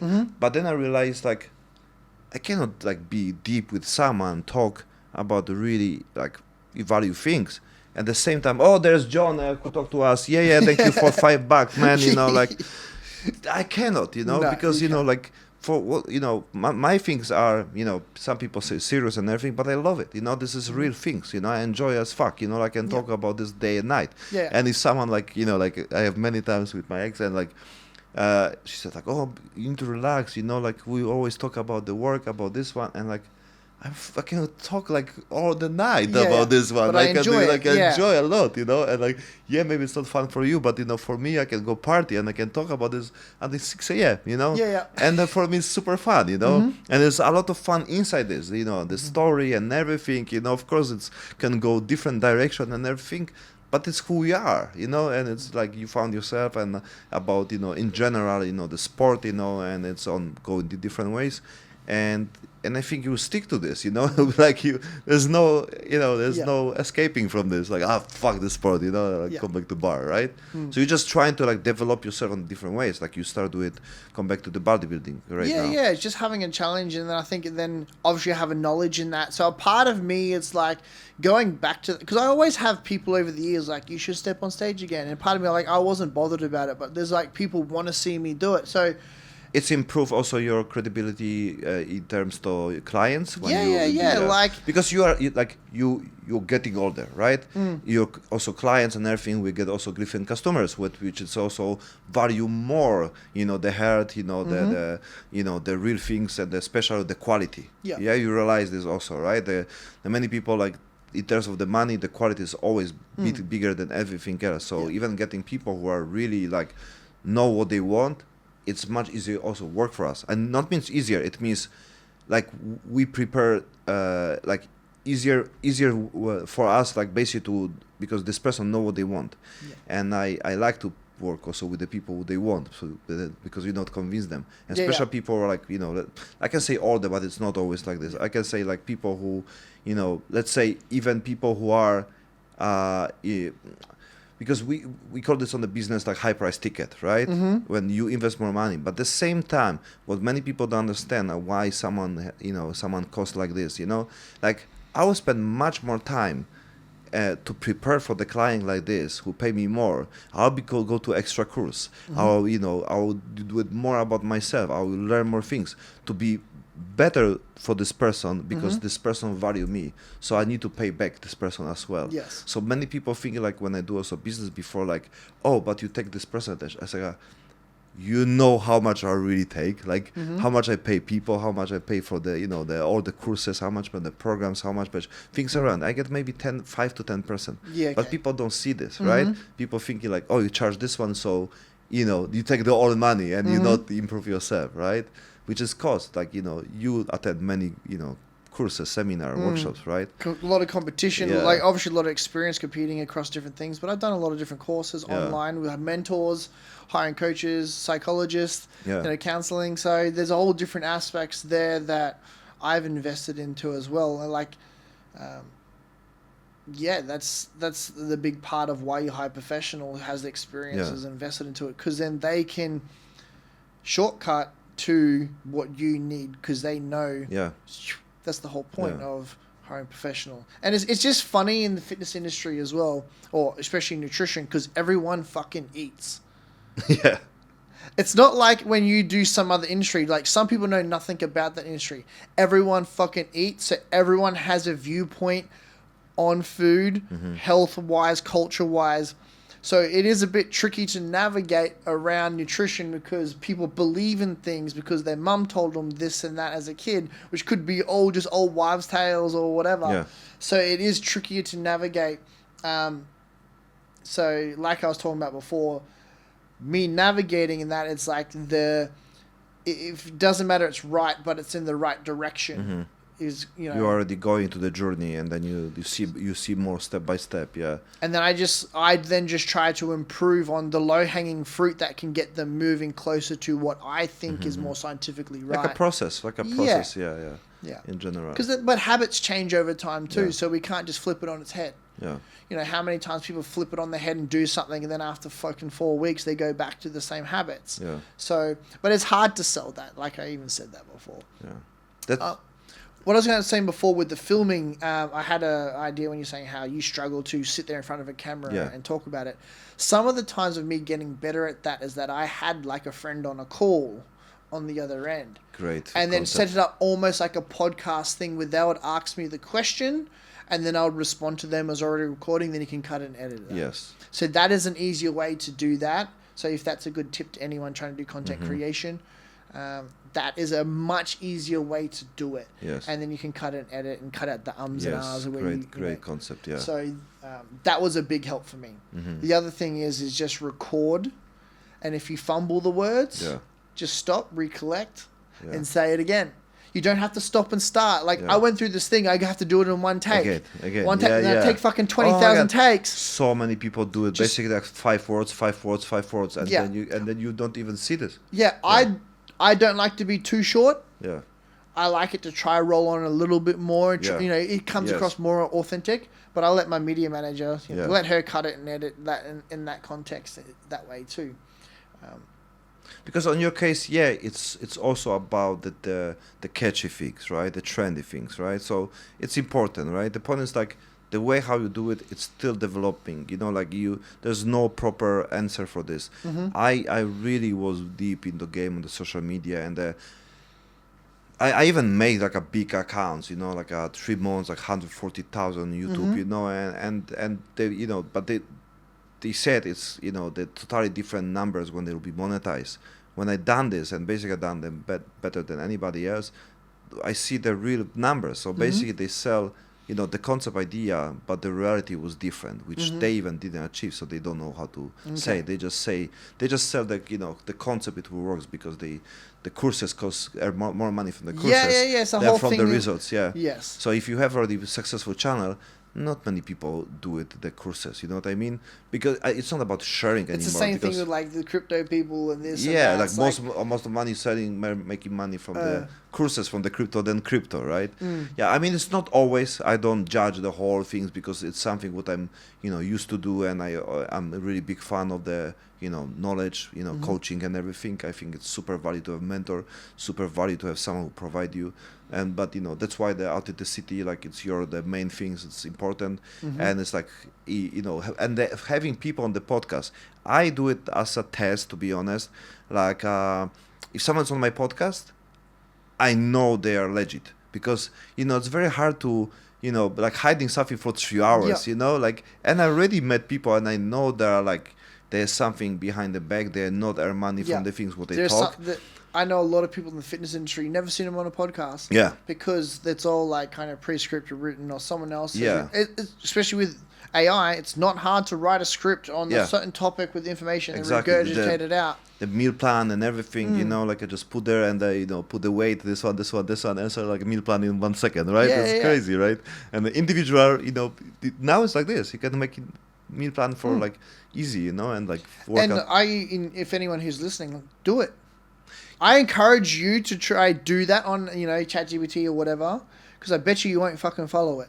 Yeah. This is why I back myself as a nutritionist with what I do, because I ask the questions to help you realize how you're going to do it, the habits that you have, what you vibe to, and build something for you. And I think that is the real craft and why AI won't not take my job, because they won't. I challenge you. Yeah, but it's you also build yourself as a person. You know, people come to you not only because you have knowledge, because, you know, if someone don't have the experience, you can say to these people whatever you know they want to hear, right? Just to feel better. So, oh yeah, you eat the cookies are basically good, you know, like you looks great. Like you can lie to the people to feel better and they like you more. It's the easy concept, and I know how to do it, you know, but I'm sucks on this because I cannot say something what I see and I don't say on the real face, especially when someone pay me, you know.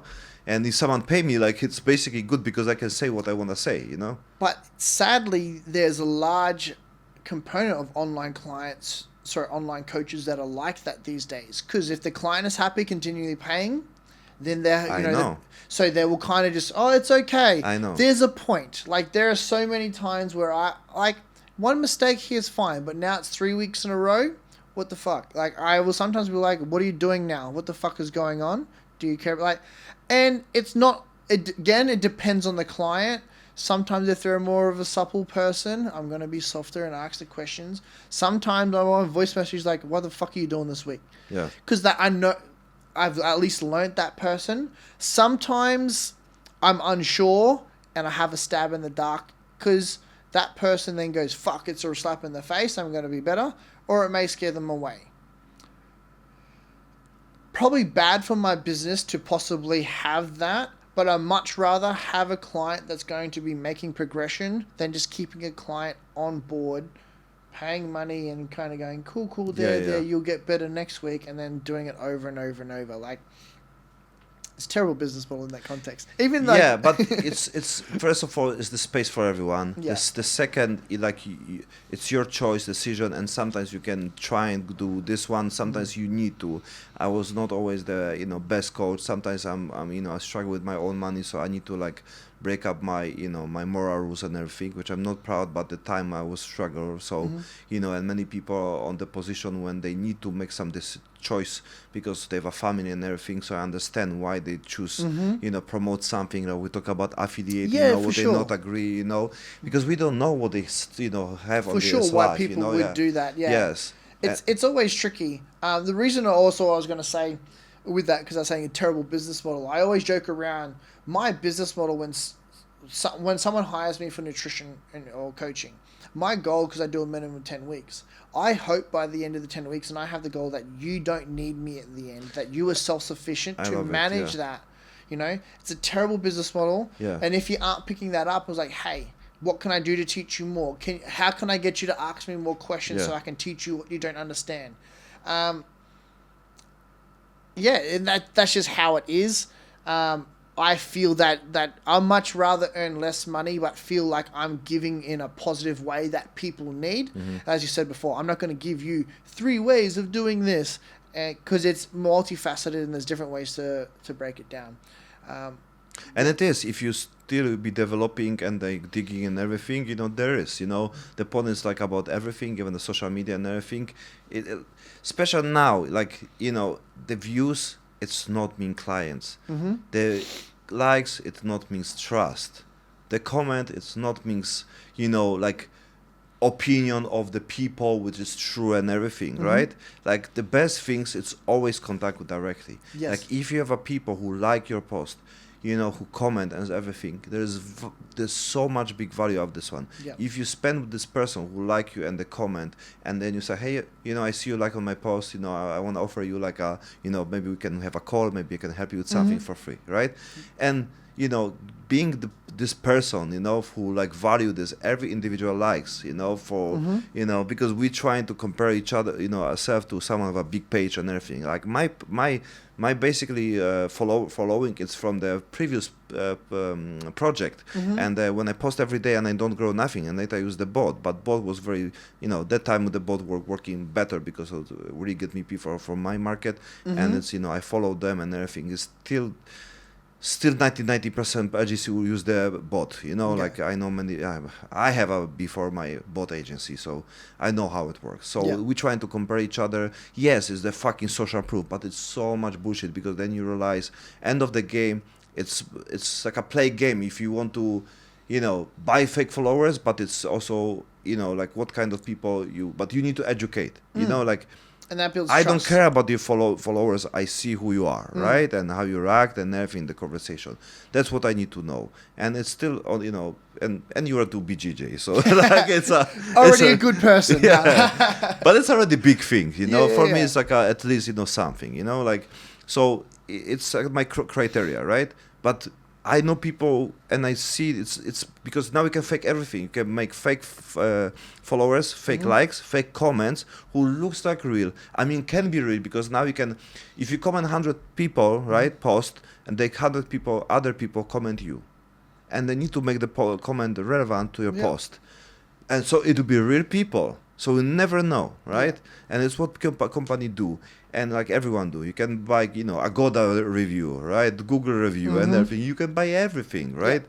So there's systems for it all, for sure. Yeah, and it's like, I also think like to cheat for a while and then later, because I know how people work when they see more followers and more trust and everything. So that's why I keep my account, because I know how to make, like I make the post because I have my previous guest was the wood chop. He also trained on the Palm Gym. He fight with the Max Holloway on the UFC. Okay. Yeah, and he was my guest. And basically, Max Holloway talk about him on the Joe Rogan podcast. Okay. So I mixed the video clip, and this video have a 200,000 views, so it go viral. And I'll be getting more viral because I will connect with the Max Holloway on his stream on the Kick. Yeah. So I was showing him this one. I paid like few hundred, $100 and everything, and he possible like or like tag in it. I mean, accept the tag and everything. So this will go viral.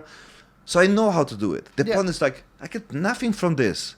Like no, like maybe 15 people visit, like maybe 20 new followers and everything, right? But in general, it was not massive change. So I said, and what? I can make posts like this every day, right? Because I know how to do it, like how to make the viral things.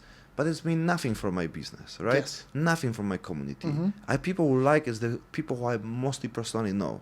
Yeah. And I like it because people know me when I meet them and we talk each other. This person find me the person for podcast. You know, we exchange idea. I help people set up their podcast and everything. So that's what I need. But people somehow, you know, still going, you know, they copy other people, agency, you know, try and prove like, oh, we do it, these numbers and everything. Like I work with a big company who work on the Robert Lewandowski, the football player for the FC Barcelona. You know, Lewandowski. I don't follow football. Yeah, so, but there's three guys, Ronaldo, Lewandowski, and the Messi, right? So there's three top dudes. So he worked on this company, and the company getting like shitload of money, but they just need to have likes for the boss, right? But I make with $1,000 investment with my, you know, ads and everything. I make better result than they make with $100,000, right? Because they just, you know, they don't know what to do, have no idea, right? and they just throw money at it. Yeah, they just company just throw their money, right? Because they can, right? They get money from other sources, so they throw their money, right? And you see the, you know, people like this, you know, working on the big agency when they don't deliver results. That's why to having, you know, people like on your team, you know, from the Philippines and everything, like she cares, she know you, but the company is like there are no names. They just do it for the salaries. I was her first like regular client because she was doing like freelance jobs here. So she put a lot of time in. She now does my emailing newsletter stuff too. So she's branching outside of what she had done because she's like, hey, I want to learn this. I'm like, cool. Like it's going to be helpful for me. So like I'm investing her, I guess, in time because she's going to make mistakes because she's still learning some stuff. So like, yeah, we had a conversation the other day because a few things didn't work out so well and a few problems. And I kind of had to be like, hey, you're dropping the ball on a few things. But we had a chat, had a conversation with it. And we were like, cool, this is both where we want to be. And it was really good. I think just, again, I guess communication. I had a moment after that. I'm like, I'm so glad we had that fucking call. I could sit there and be mad because there's a few times, I know when you're in the shower and you start having arguments in your head. It's like, I don't need to have an argument what this could possibly be. I just have the conversation and set what a new expectation should be and then set some guidelines and have better systems. And again, atomic habits. I say this to all my clients. I say it all the time. We don't rise to the level of our goals. We fall to the level of our systems. And I said this to her. So we then design a new spreadsheet where we can have other things in place, this and that, and get on top of it. Yeah, the system and strategy. Yeah, that's the core, I think, because like the whole system work. I mean, the system connect with the, you know, whole agenda. You know, the phones and the internet and the social media, you know, the old propaganda what exists, you know, it works against us, right? What we can do, we need to create new system what works for us, only for us, or like the people around us, right? And it's effective, right? So because they have $1 billion, right? Unlimited money to keep us on the phone, to be distracted, to keep buying things, to buying, you know, the things what they want to us to buy, which they are very good on this, like they're fucking awesome. And like all respect, because even if I make the ads, so I can control the people because I can make them buy what they want, you know. So what they can do with the fucking billions of dollars, right? They can choose president who they want, right? Which has happened. And so on this case, we need to make a strategy, you know, about our health, about our money, about, you know, about communication with other people, about relationship. You need to make the new system on the place because they built us quite different, so we need to create our own, you know. That's my version of the reality what we want to build. Awesome.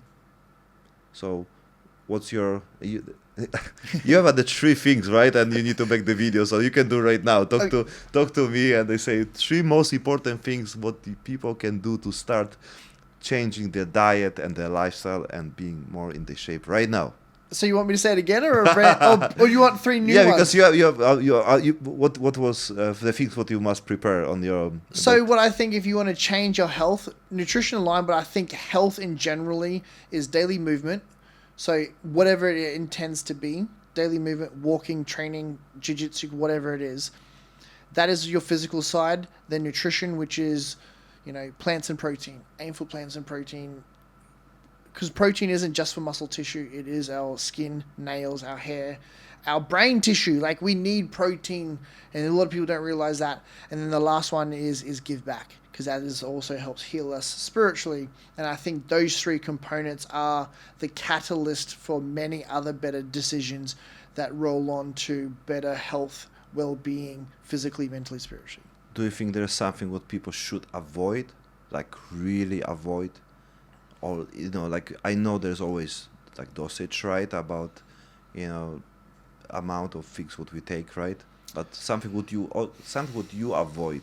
Something I avoid, I know, because I always have the idea of like everything in moderation can be fine. Yeah, Yeah, you know what I mean? I see. Yeah. Which is like, it's good feedback for me, to be honest. But but it's like, as soon as you say avoid, it becomes taboo and it's naughty, and it's like, don't press the red button, and I'm like, oh, I want to touch that red button now. What if I touch like on the side, like?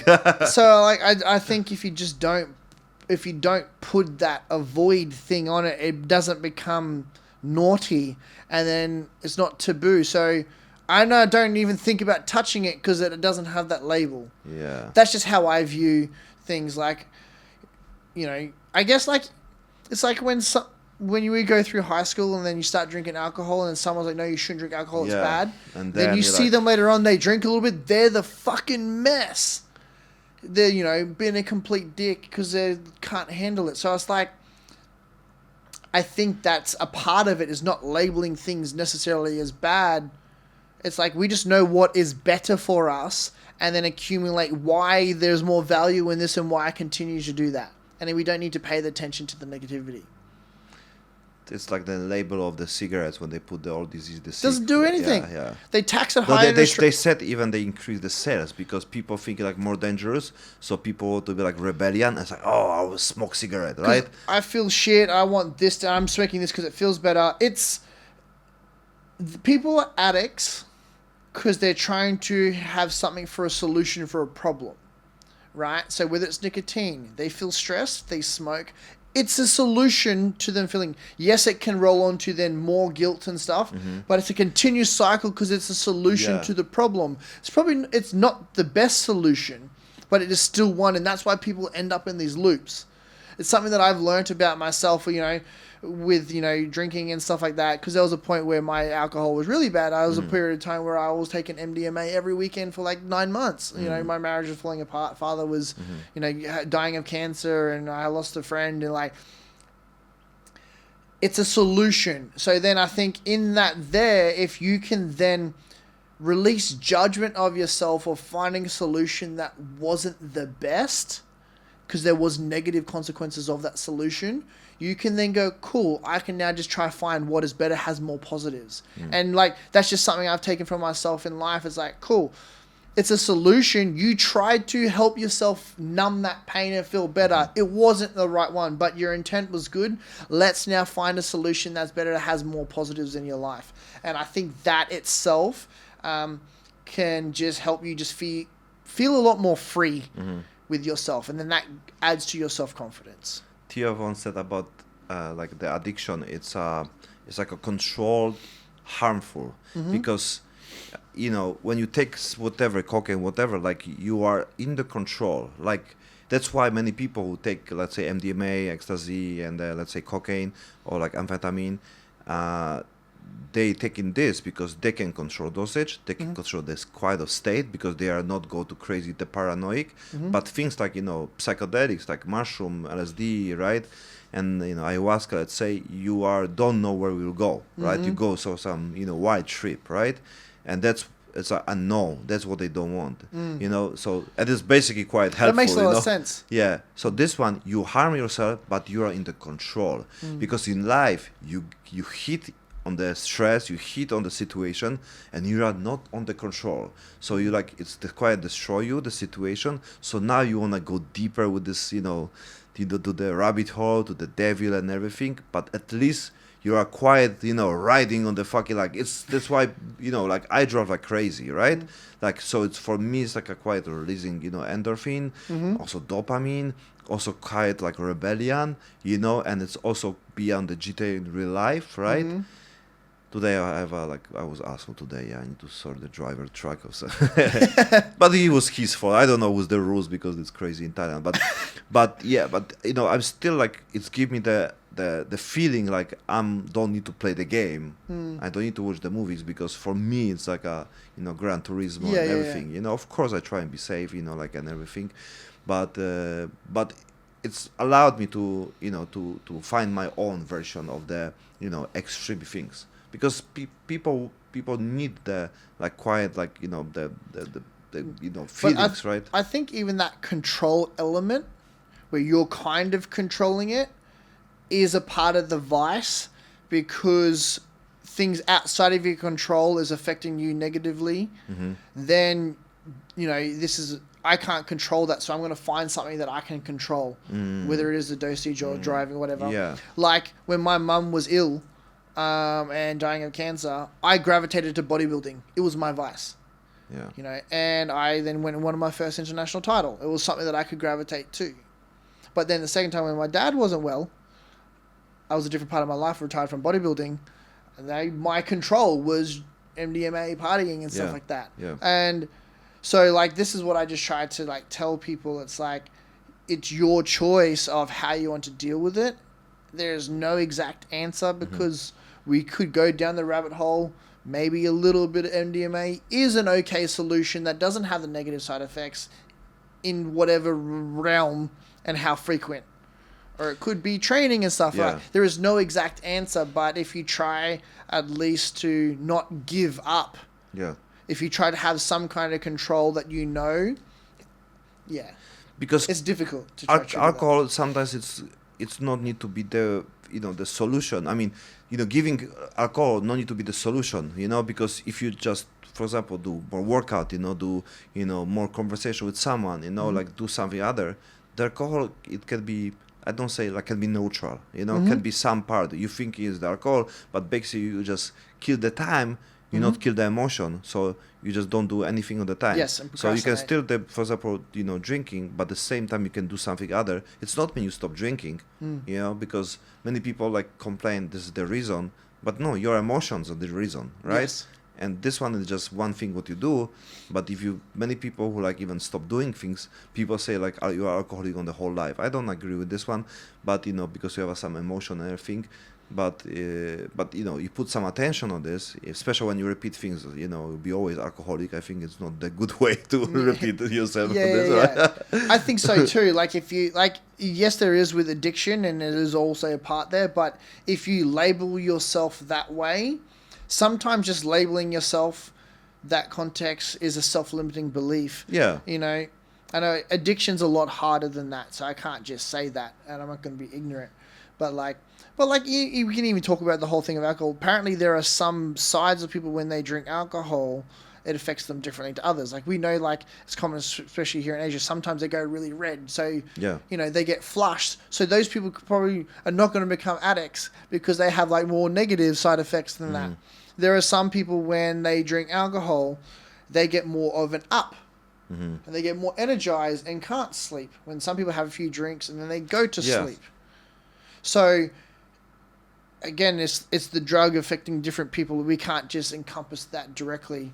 So it's like, I know bodybuilding and part of my life was my vice, but that's something I already enjoyed. I already had a lot of knowledge about it, and I could control different elements in that, nutrition, the PEDs and all this other stuff around that. That gave me a lot of control.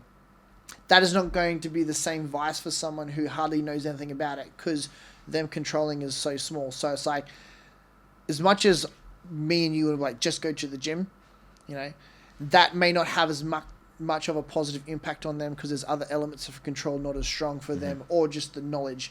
I really wanted to say that in that concept because sometimes just going to the gym isn't it. There needs to be more to it, more control around elements. Yeah. It was a great talk, man. Awesome. Thank you very much for having me. Thank you so much.